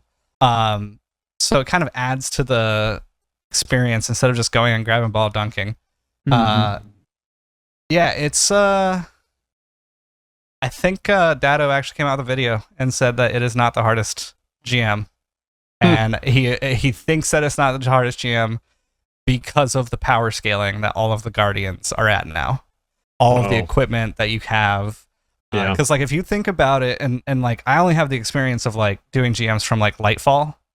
Even back at Lightfall, I had to run Aeons to make sure that I would like finish champions in order for my team to actually have heavy ammo throughout the entire dungeon. Now it's just like you're using outbreaks or using graviton lances. You're using kinetic weapons throughout like the entire GM. You're using all these abilities to stun champions. You have like all these surges that they put into the game. So it's not just like, all right, we're on Arc Surge this week and that's it. It's like Arc Surge, Light Machine Gun Surge. You got Void Surge, but then also if you're running a Void Super, you also have that kinetic surge. Yep. So it just makes it that much easier. And there's already teams that have done it within 10 minutes. So, Jeez. That's so fast for a Grandmaster. yeah, it was a team full of all Titans. Wow. And they're using whatever that slam is. Yeah. Yeah, so Hammer Slam. the first video that they put up, they had the Call, Indebted Kindness, and Microcosm. And then they all ran the slams that constantly popped their Transcendence, and they were just slamming the rim constantly. It pretty much was like one-shotting the barrier champs, so they didn't even care about like having barrier stuff on. Heck yeah. Like any champions, they were getting them low enough to finish them. And then in the last room, they were just using microcosms on the Tormentor, and like if they needed to, they'd switch over to their handguns and do that. It was crazy to watch. Also, there's very large portions that you could skip, like almost 15 to 20% of the beginning. You don't have to kill anything. Wow. Wild. It's wild stuff. Titan Yeah, was all in also all, the Pretty fun. the solo GM from might have been a GM or two ago, but it was like 7 minutes solo GM on a Titan, and it was just a lot of spamming that slam move. Because it's one of the most fun things you can do in Destiny. See, here's the thing: is Busted I don't think they'll actually touch it, because if you really think about it, cool, you finished a GM. And you bring that into a raid and solo a bot? No, like you're not. Yeah. It's not going to be useful for like the dungeon content or the raid content. It's just good for like your strikes or your speed run stuff. So I doubt gotta it'll let get Titan touched. have one thing. Right. Alex, on to you. Yeah, speaking of Destiny and speaking of hero shooters, I played the Concord beta. Sorry, What? that's the Sony one? Yes. Okay. So it's like ex Destiny and Halo and some other key shooter games devs formed the studio and it feels a lot like a lot of Bungie people with a lot of the design of ability kits and stuff like that. But yeah, if you want to, you guys were complaining about Marvel Rivals being slow. If you want to play a slow game, this is the one. It is painstaking. I made the comment that it looked slow in the video. That And I was released. oh, thanks for the Twitch Prime. Oh, Wow, wow. sick. Oh, thank you. Thanks, Smashley. Man, that got me off track.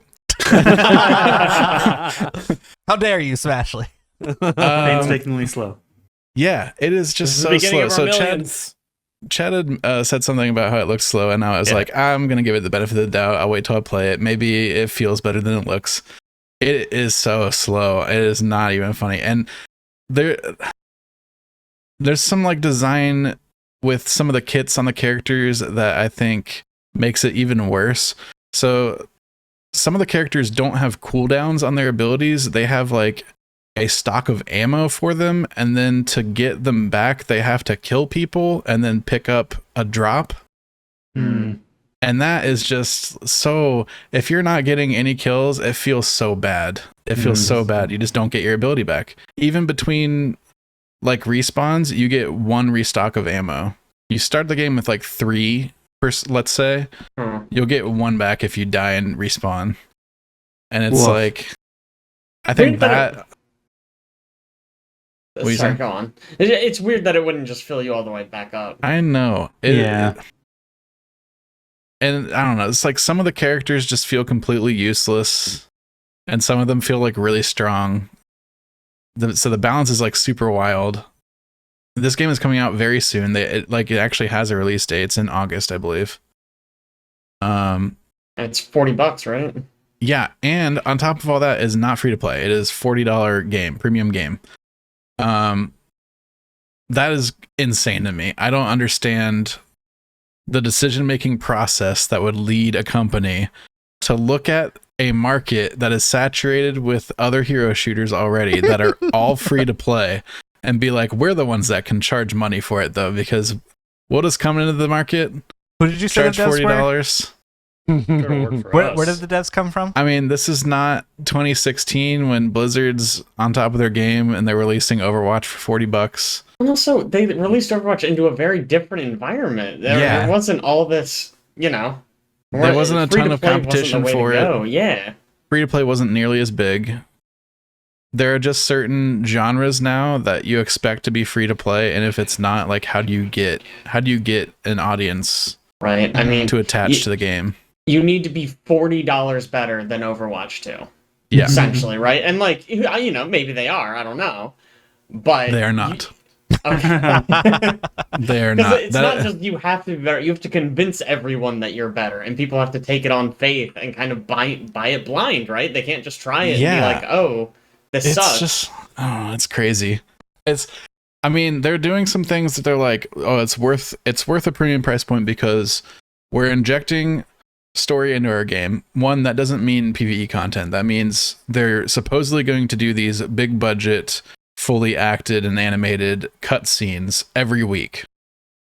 They claim every week, which I can't imagine them keeping That's up crazy. a pace of Why releasing people a are new on one strike every right week. now. AI. So that's their story that they're injecting. They're like, all right, so they got this like premium story. In addition to that, they're like, no battle pass. I'm like, all right, cool. They're like, everything's in the game, you can earn it. I'm like, all right, I guess, but like, do I care that the cosmetics are free? I mean, Yeah. I'm not buying $25 Overwatch skins to begin with. Mm-hmm. So that is not a huge draw for me in particular. And also, I feel like the people that do spend a lot of money on those skins are like people that kind of want to show that stuff off. And if everybody can just get it, it Right. has less value. Maybe, I don't know. That's side side thoughts that don't really matter that much. What does matter is the gameplay, which I don't think is that fun. Like I said, it's way too slow, but also like a lot of the characters, the time to kill is super long, and then your guns, there's something to do with like the movement of aiming that just feels weird, which I would not expect from like ex-Bungie devs. Yeah. Because that is like the one thing in Destiny that is absolutely top notch is like the gunplay. So to me, it just feels weird. And I don't know. I've seen like Skill Up. I watch his stuff, and he's a big Destiny guy. And he was like, yeah, the mechanics and the shooting feel really good in this game, but everything else around it seems terrible, and I don't see how they're going to charge $40 with it. And I'm like, all right, but the gameplay sounds cool, and like that would be good. And then I played it, and I was like, I don't see where he's really coming from. I don't think it's good at all. I don't know. It feels bad. It feels bad. Wow, a Skill Up call out. I mean, And usually I'm like right along with, like, he lines up a lot with my opinions on things. So that was unexpected for me. And then the other thing on top of all that is they have a ton of these systems in place that are just super confusing. Like, there's not a traditional hero roster that you choose when you enter the game. You build a hero roster outside of the game, and then you can take that roster in to play with those characters. And that doesn't necessarily mean that you can play anybody that's in the game at any time if you don't take them on your roster. So weird. There's a concept of, like, they call them variants. So you can have up to 3 of the same character on your roster in different variants. And each variant has a different passive. Sure. So like one of them will be like faster reload speeds, or like one of them will be like, you know, I don't know, they get another grenade or something. And those are the different variants of that one character. But it's so awkward. Like, you have to pick 12 characters, and you have to decide, all right, if I want more than one of this type of character, then I'm just sacrificing the ability to ever pick this guy character in a game, unless I completely rebuild or like choose a different roster set in a completely different game. I wonder what the upside is of limiting it like that. So the upside is, I think it's built for their competitive mode, which this game feels like they wanted to make both like Valorant and CSGO or CS2 at this point, and Overwatch at the same time, because the regular modes it throws you into feel very, very Overwatch. They're like capture point. They're like, you know, those types of modes constantly respawning. Then if you get up into the competitive modes, you have 1 life, and it's like planting a bomb on a point. And I'm like, this is Counter-Strike.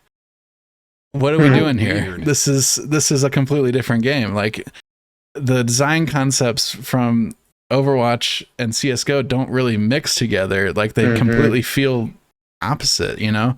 Right. Like, Valorant has characters that have abilities, but it is a completely different pace, and I guess that's where a lot of like the abilities having charges comes from and stuff like that. Like, it seems more geared towards that style of gameplay. And so in that mode, if you play a character and you win a round, you can no longer play that character on your roster. You have to pick somebody else. So they're like punishing you for doing good on characters you like, which is how I'm looking at it. But I mean, weird decision.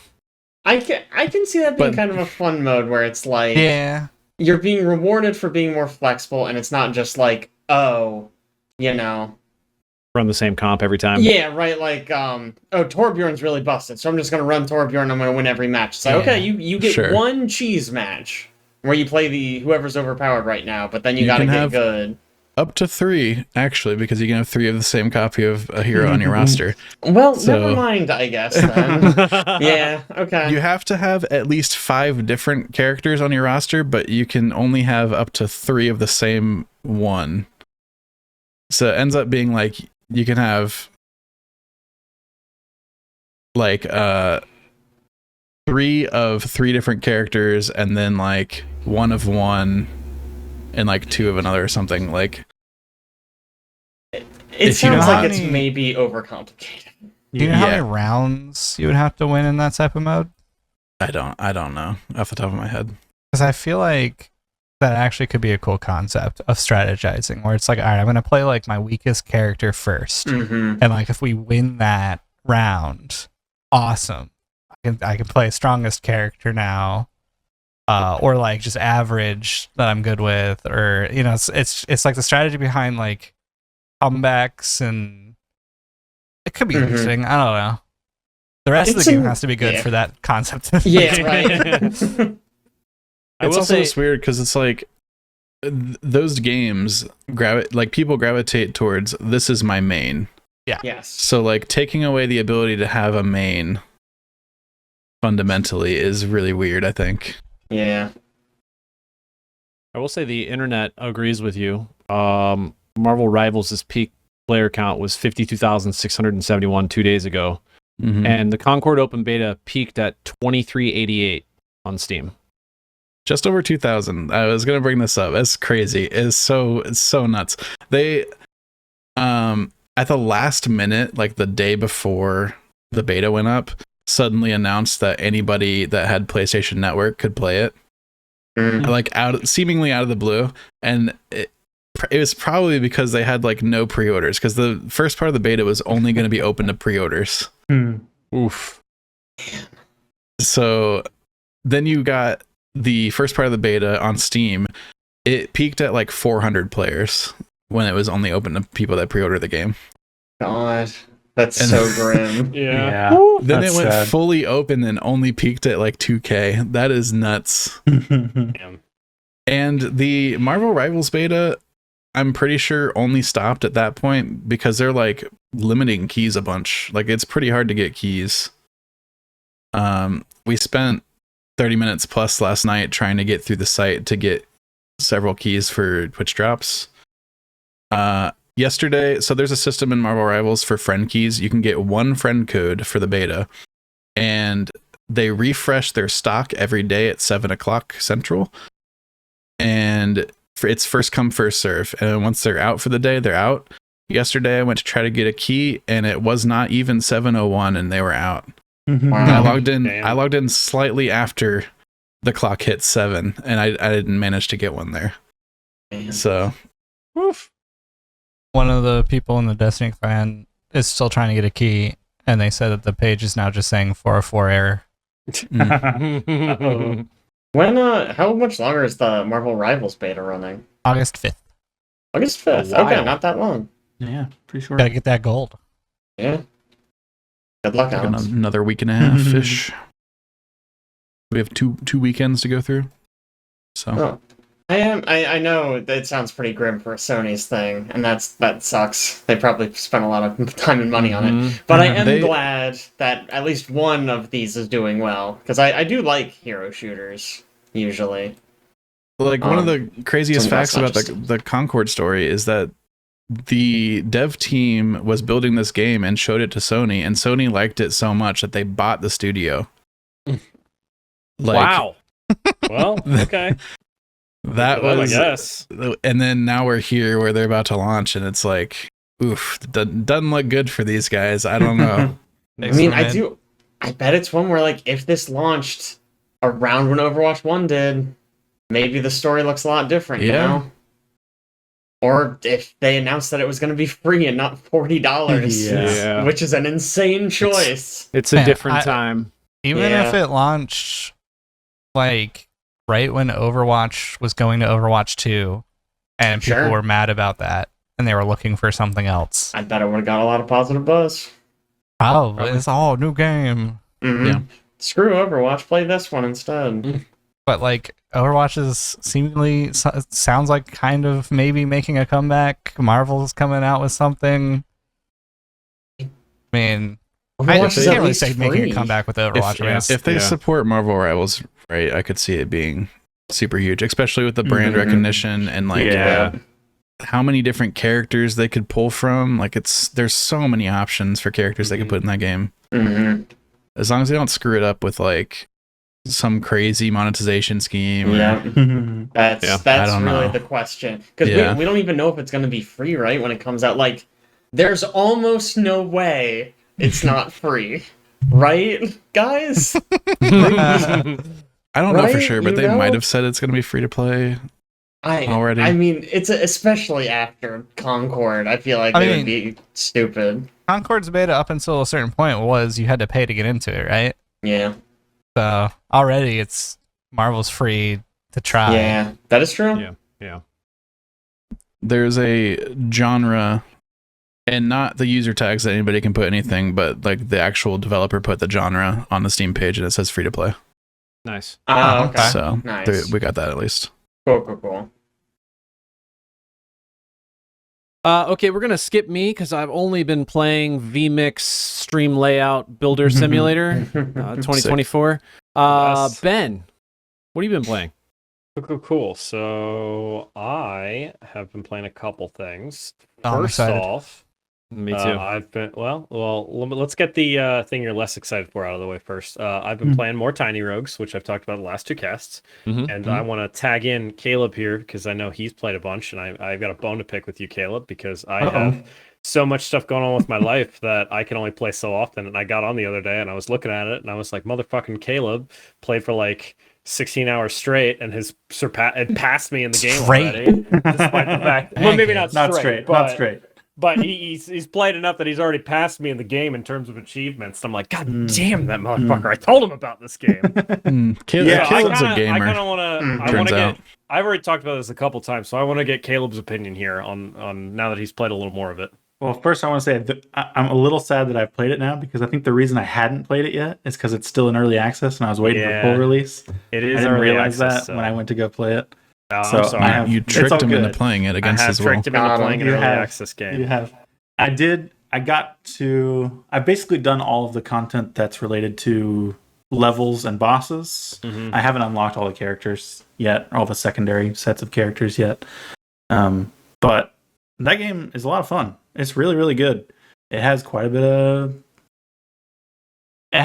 content in terms of like the characters setup stuff.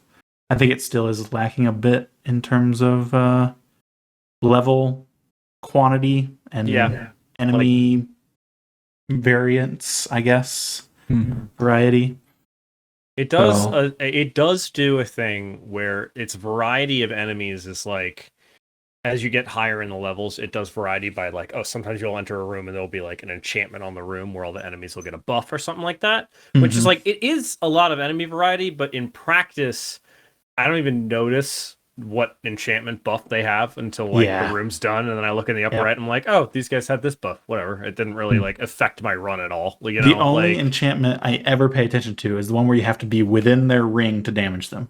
The Yeah. only one I ever that interact one, with other than and just then continuing to occasionally I shoot. notice that because sometimes you get an enchantment where like there's an actual like room like environmental effect where like, oh man, there's like a giant thing running around. Okay, that's clearly Yeah. something different. But Right. yeah, I do agree that they could use a little bit more variation in the enemies right now. But I'm excited to see what more they do with it because so Mhm. far it's really good, really interesting, and the progression is really, really good. They keep new stuff coming pretty frequently, which is cool. Yeah, they have been releasing updates pretty frequent, and I think they're about to release another new big one. Gonna change up a lot of stuff. Nice. Caleb told me it was too easy. I don't think I said that. I don't think those are the words I Yeah. used. He told me it wasn't going to tell you, and I told him I was going to tell you. But that he said he finished the first 6 runs he did without dying. It's true. It's It true. does sound like something Caleb would say. I He's the worst. Yeah, it does. Honestly, I don't know. I'm assuming you're fucking with me, but I will say the challenge level. no, that's wasn't- true. That's a That's true true, statement. true True facts. Fair. It wasn't super challenging. I will give you that. I kind of hope that they increase and like add challenges and things later. I know I haven't looked through all the achievements yet for it. I like it enough. I'm probably going to. I'm working on. So I've beaten all of the like level content at this Mhm. point. And now I'm working on trying to unlock all the classes because they do a system where they have all the tier 1 classes, which the tier 1s are pretty simple to unlock with a couple exceptions. And then the tier 2 classes, basically every tier 1 class, if you beat the game with them, unlocks a tier 2 class. So I'm working on unlocking all of those now, and then I'm going to see if I can get all of the achievements for it.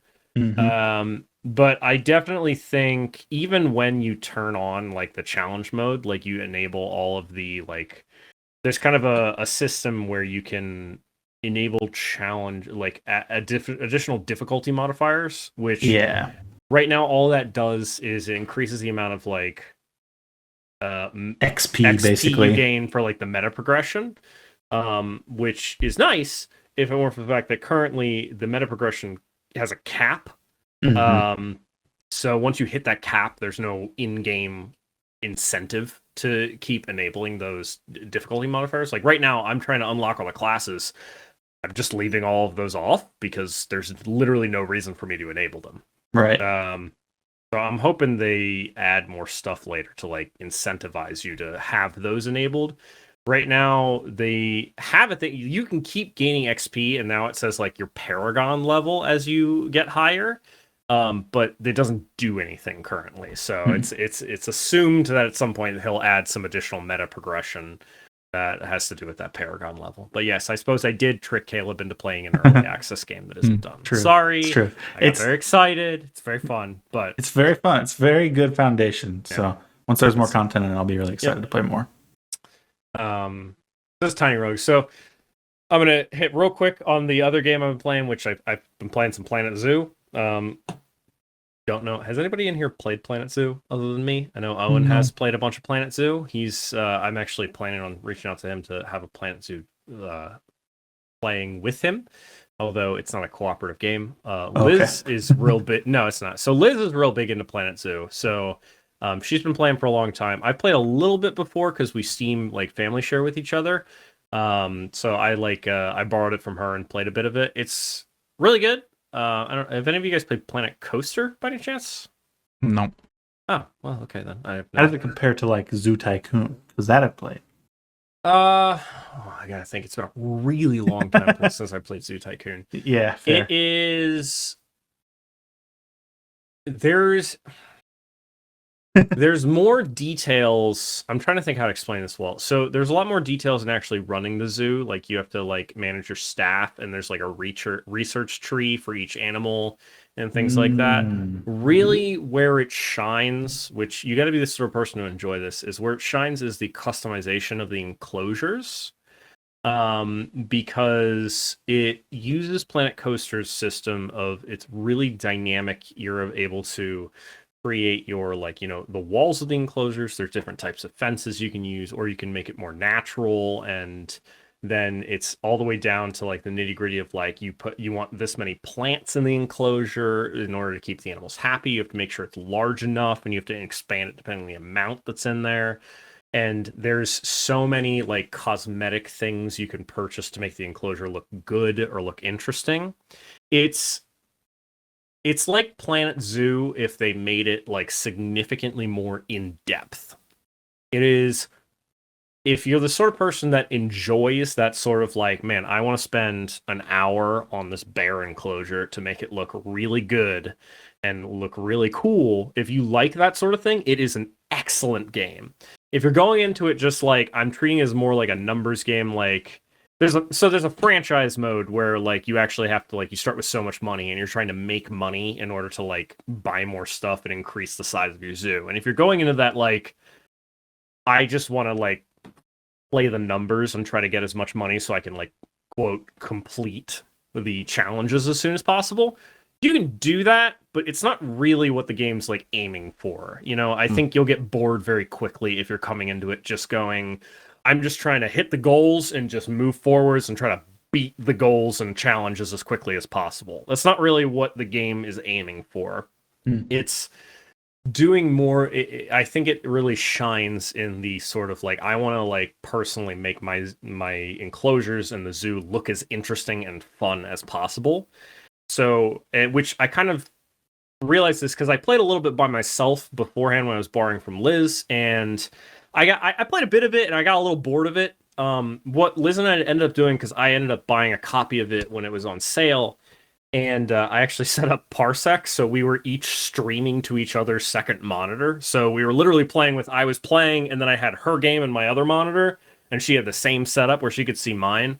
And that was significantly more fun because I could see like what she was messing with, and then I'd do like cool things with one of mine, and like I'd be like, hey, check it out, look what I did.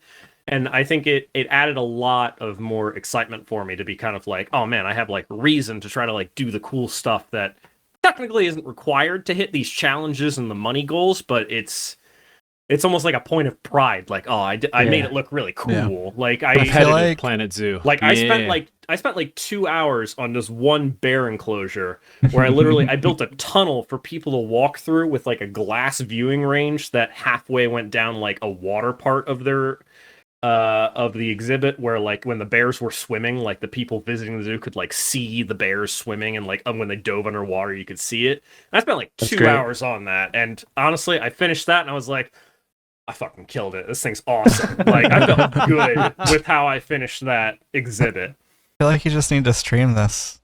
Then, like that's what it sounds like. You're just like streaming it. I feel like it'd be really boring to stream because I spent 2 hours just like I'm meticulously like move my.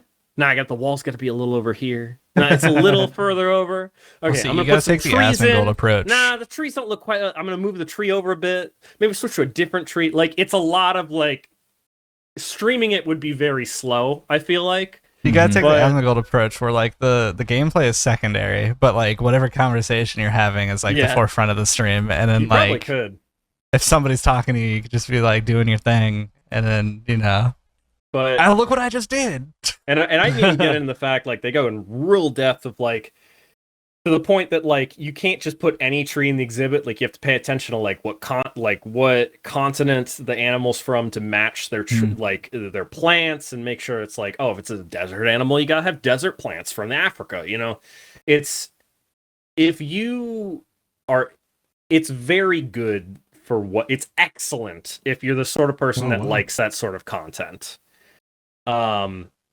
But Went from very good to excellent so fast. it is excellent. I mean, I can't find really any faults with the game other than the fact that, and I will say, when you're building the actual like pathways for people to walk, something with their pathing system drives me insane. It likes to like auto lock to other paths in ways that it never is doing what I want it to. But other than that, love it. It's really good. But go into it knowing it's a game. It's a game. You have to be the sort of person that likes to sink time into like the artistic, like I want to make this look good sort of thing. How much money have you spent on DLC? Me, 0. I just bought the basic. Oh, okay. Liz has spent, I don't know the number, but she has bought several of the DLCs, because there's a lot of DLCs that have they have a ton of DLCs that introduce mostly new animals, but they also introduce some new like cosmetic, landscaping, like, enclosures. Yeah, landscaping and cosmetics and things like that. Man, there's so many of them. There's a lot. I will say, to their credit, they go on sale really often for very low a lot of the time. So They're on sale right now, actually. Liz owns Very a lot good. of the Sorry, it's DLC, excellent. and usually she buys them for pretty cheap. I don't know. I wasn't expecting to talk as much about this as I did, but it's just a really good game. You can get the I Ultimate mean, Edition that looks like it has everything in it for $95 right now. that is way less than I was expecting it to you to say. It's normally $226. Oh my gosh. Jeez. Wow. Yeah. But I don't know. It's real good. It's a very chill game, and it's fun to like trade back and forth notes on what you're doing. When you're rubbing your hands over there, Aaron. I'm getting prepared. Yeah? You gonna get in Planet Zoo with me? No, that's not what I'm getting prepared for. All right, let's talk about Elden Ring. Yeah. So I started playing Elden Ring, finally, because I several casts ago said, "Hey, listen, if somebody buys me Elden Ring, I'll play it." And they called my bluff, and they bought me Elden Ring. Was that a bluff? That was. It was wasn't like a so deal. much. Listen, I don't play Souls-likes at all, ever. Basically, Because of the But color. you said if you buy it, I'll play it. I did. I didn't That think you would do it. There's no bluff involved. I didn't think anyone would actually do it. Is it because Boy. it's not colorful enough? Yeah. The color He's is gonna not ask about the important. colors. So gosh. Is this some inside joke about colors that I'm not aware of? Yeah, it's okay. Oh, and you Keep going, can't keep going. play. Yeah, go ahead. Whatever. Yeah, go ahead. Anyways, so about the game, and I want to preface everything I'm about to say with I've played probably an hour of Dark Souls 1 and maybe about 30 minutes of Lies of P. And I think that is all of the Souls-like experience I have going into this game. Just all of it. Okay. So, it's interesting so far. I personally, knowing myself, I get frustrated sometimes when I hit games that are challenging and I can't get past them. I mean, I'm the sort of person that, as much as you're gonna probably shit all over me for not being a real gamer, but in a lot of single player games, I'll play not quite story mode, but I'll play like the easy mode because I'm interested in the plot and the content, and I like playing them, but I'm not there for the challenge. So, Souls-likes are really my true polar opposite in a lot of ways. It's interesting coming from a lot of games I've played that like I went in going, okay, so like a third person game, I'm running around with the sword. Like I've played games like this before. I mean, I played Kings of Amalur. It's the same like camera angle. I'm sure it's not too different. It's and so first off, immediately noticed it's very slow. Like it feels slow. Like you're very just like, oh man, I'm gonna dodge. Like I'm just like you really have to. I very quickly realized you really have to pay attention to what's happening and plan on dodging like a whole like 3 seconds in advance. So when you actually want to dodge. How much armor are you wearing? I was just about to ask if you're encumbered. I don't think so I'm going to be honest, I haven't played a ton of it yet. I have not changed my starting gear yet. Like, so I started off as a samurai class. Started as a samurai class. I went through the tutorial. I did jump in the hole and did the tutorial. I'm proud of you. Good job. I ended up deciding to primarily play two-handing the katana that you start with. So I'm not using the the samurai does start with a shield, but I'm not using it.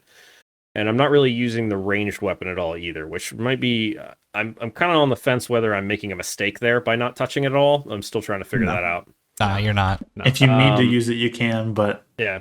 it's not like a primary. So I did the tutorial, which obviously it's a tutorial. It's not complicated at any point.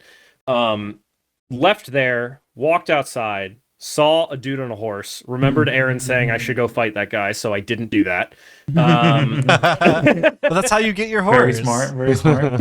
Literally, and to the point that I was playing it with Liz in the room, and I think she had listened to that podcast already. So I go, "Oh, hey, it's a guy on a horse," and she looks at me, and goes, "Aaron said don't fight that guy." Yep. So I ignored him, and I kind of just followed the, I think they're not bonfires. That's Dark Souls, but I forget what they're called. Yeah, the graces. Lost grace. I followed when you rest at one of those. There's like a line on the minimap that points you where to go, and I just went, listen, this is a big open world. I'm a little overwhelmed. I'm just gonna follow the line for right now until I figure out what's going on. Good choice. Met the first NPC who was like a guy who sold stuff, had no of the currency, so I just went, cool, that's nice. I'm gonna keep walking. Found a dude who was like bowed and it looked like he was praying, and I was like, oh, who's this NPC? Turns out not an NPC. He wanted to fight me. That was fun. Fought a couple of them, and then found a cave that had wolves in it. And I kind of went, oh, okay, I'm gonna check this cave out. Which I get the feeling this is supposed to be kind of like the beginners, like the first like dungeon boss area, kind of, because it pointed me towards there. The wolves were okay. I have yet to beat the boss in this wolf cave. I know it's a skill issue. It's very much, I'm playing it and I'm going, this, I can tell this isn't supposed to be crazy hard, but it's just such a different genre of game than I have played that I don't know what I'm doing. Like, I thought going into this, having played a lot of video games, I was like, I know Souls-like are supposed to be hard, but I've played a lot of video games. Like, I feel like I'll be okay at the beginning of it. And I'm just not at all. I was there, Ben. I was there. So, I had never played a Souls game, and then I played Elden Ring. and I Yeah. fell in love with it. I mean, it took me 90 hours to figure out how to run, but I fell in love with it. You'll get there. It's I've done it several times. I've gone in and fought this boss probably like 7 or 8 times at this point. Oh, I not did that many. get I sent it in the chat at one point. I got him to, he had like a sliver of health Yeah. left. I was so mad, Yeah. and, he died, and I died. Get used to that feeling. Yeah. And then I think I started to tilt at that point because then I came out of there and I died like twice in a row to just the wolves before I even got to the boss. And I was just, that's about when I was like, I'm gonna set this down for now. It's interesting. I'm gonna keep playing it. I don't know if it's the sort of game I'm gonna get real into. Like I'm going to give it I'm going to give it a significant amount of effort to get into this game because I know it's so good and you guys all love it so much. I don't know that I'm ever going to get fully into it as much as you guys do, just because it's so polar opposite from the type of games I play. We're just glad you tried. But I will say, on the plus side, it is so pretty. Oh my god. Like, I walked out of the tutorial area and I saw the giant fucking tree in the distance. I literally just had to pause for a second, just be like, holy shit. And like, Liz was like reading a book next to me. I was like, Liz, look at this fucking tree. It's so cool. And walking around and seeing like the random like animals or enemies like walking around the open world environments, and like I was just like, this is just, I could just walk around. Like, this is gorgeous. Colorful. Everything in here. Let's not get carried away. Colorful. Don't put words in my mouth. But it's a very pretty game. And I enjoyed walking around the environment a lot, just like kind of seeing stuff.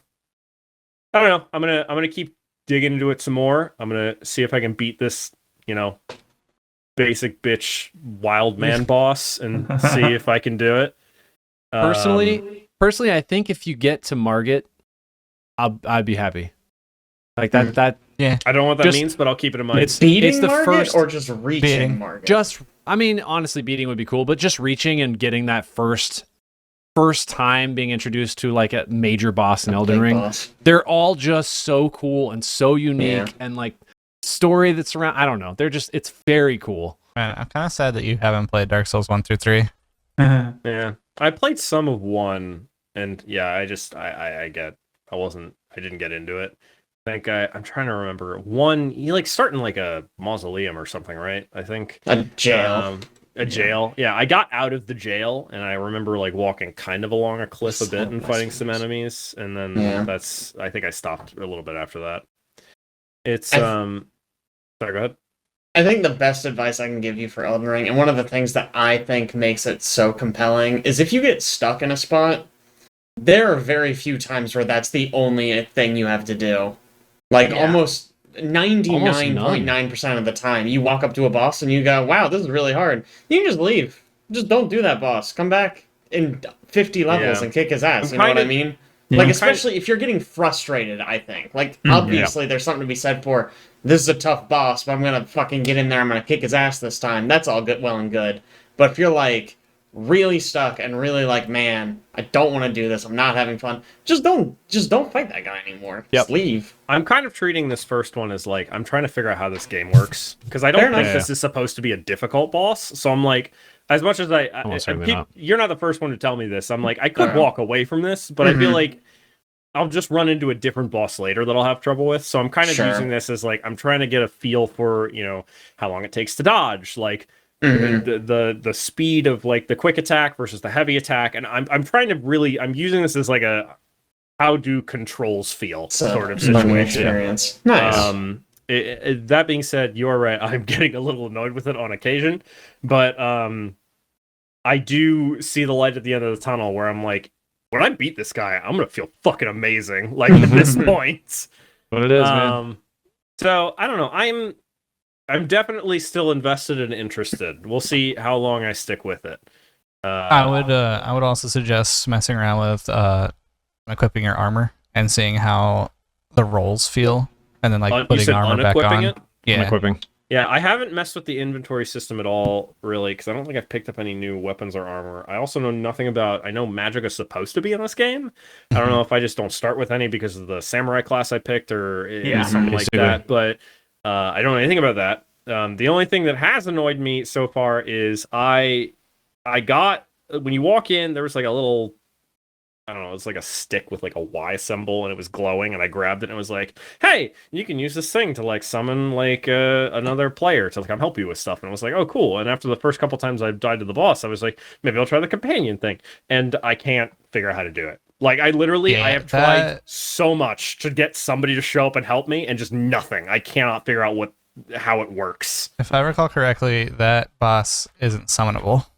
And there's like certain bosses that are. I know. I activated the item, and my character like wrote like a rune on the ground, and I was trying to like Google like how it works, and it's like, oh, you just have to go up to like somebody else's rune to like summon a friend, and I'm like, okay, I'm like, there are no other golden runes on this ground. It's just nobody players there as well. Put it down in this beginner room. I don't know. Probably. So I don't know what's going on with that. I don't. It's mostly I'm just like, am I fucking something up, or is it just not a thing I can do here, really? Go in there, think about that last little sliver, just smoke the boss, and then move on. You'll be good. I am trying to remember, Jake, was I talking to you about the messages on the ground, or was that Kevin I was talking to? I think it was both of us. Yeah. I think we were all. But I am so first off, when I started the messages on the ground, I was like, this is just a lot. Like, because I'm a bit of a completionist, so like I spawned in a room, there were like 60, and I was like, well, I gotta read all of them, obviously. Oh my gosh. So I literally just walked around, I was like, read. And it did not occur to me until Jake or Kevin told me this, that like some people put messages on the ground to fuck with you. So like literally at one point I found a message that was like, secret door here, and I spent like 10 minutes trying to figure out how to open a goddamn secret door until I gave up. No. And then later I was telling Jake and Kevin, they were like, there probably was no secret door. They're just I'm fucking sure there with you. And I wasn't. went, oh, yeah. Because I people guess would that do makes that. sense. Yeah, secret chest. Try jumping. Oh, all right. Yeah. Well, because the Had- wolf cave You has just one of jump those off where a like cliff. there's like the design of the wolf cave is there's like a little like jut out separate section where there's two wolves there, and then there's like some designs on the cave wall, and I'm like, oh man, there's got to be something over here, and I like read the symbol, and it's like there's a secret door right here, and you know you can kind of see like the ghost of other players, like he like did like a thing that looked like he was opening a door, and I was like, oh, there's got to be a thing here, obviously. I couldn't find anything, and I just gave up. I have been since informed that they were probably just fucking with me. When in doubt, try fingers butthole. Yes. I've already seen several messages that say that. Did you just take their word for it when you saw that? I'm going to be honest, the first time I went, I don't know what that means. I'm just going to keep walking. Don't know what that means. Honestly, I assumed they were telling the truth, and I just was too dumb to understand what the hint they were trying to give me. I don't know, but I'm interested so far. I'll keep playing it. I'll update the cast next time on where I'm at. Hopefully, I will have beaten this wolf boss by the next cast. I believe. Last but not least, Caleb. The only game I want to bring up is this really weird game called Arctic Eggs. I really want to hear about this game. So Is this the you sequel play... to Penguin Heist? Wow. Thankfully not. You play as a character called the Poultry Peddler. You walk around with a frying pan in your hand, and you cook eggs for people. That is the gameplay. Fuck yeah.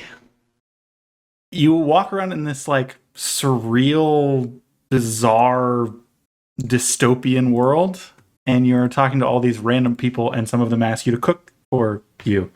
So you cook for them. You cook eggs. You cook a variety of weird things with your eggs, including cigarettes, full open bottles of beer, roaches, and you can't spill anything that gets put in the frying pan, but you have to cook the eggs and not spill anything. And it gets really weird in terms of the things you cook and the story that's going on. It is just bizarre. It is really hard to explain. It's also incredibly short. It's like 2 hours. Oh, okay.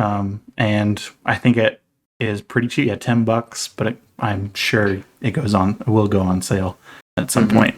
You spent $10 on this, huh? I think it was on sale when I bought it, so no. So $9.99. You spent like $6 on this, probably. I did, yeah. Probably spent like $6 on it.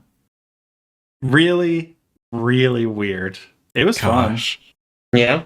And it made me laugh out loud multiple times, which I was surprised by. I mean, it is overwhelmingly positive on Steam. It is. Now that I People look. like eggs. People Why are like you eggs. playing? Why are you playing really weird games? You're like the JRPG guy. I That's wanted to true. be the really weird game guy. I don't know, man. This game called to me for some reason. Cooking eggs. Man, hasn't even finished the Elden Ring DLC. Cooking eggs Okay, I'm instead. on the final boss. Thank you very much. Haven't even finished it. I feel like the man. specific game should change the rating. Instead of overwhelmingly positive, it should be extremely positive. Yeah, Oh, right. I like that. I like that. I would like to vote kick, please. All right. Well, I think that's it for us. We will be back in 2 weeks, after which Ben will have, I guess, beat one Finished boss. Elden Ring. Oh, finished Whole Elden thing. Ring. I believe Till it. I Finished it. found the Elden Ring. Found Hey, Yeah. and you know what else is going to happen next week? I am going to duo and win 2 of the V gigs in a row. Oh, my God. challenge Oh, wow. accepted. Watch We're me going go. back. I guess we're going back to Video Game Immaculate Grid. It's Well, not hold going on, to be hold on, Indomitable Gauntlet. Wait, Wait, can we have more stop. sound effects, please? No, we can't. We don't do sound effects here. I don't know what you're talking about, Ben. Shit. Anyway. Oh, shoot. There's a sound effect. How crazy. Oh my Yeah, God. I'd like to buzz so in and excited, say guys. it's Ben being wrong is the game that's from. All right. We'll talk to you guys in 2 weeks. See ya.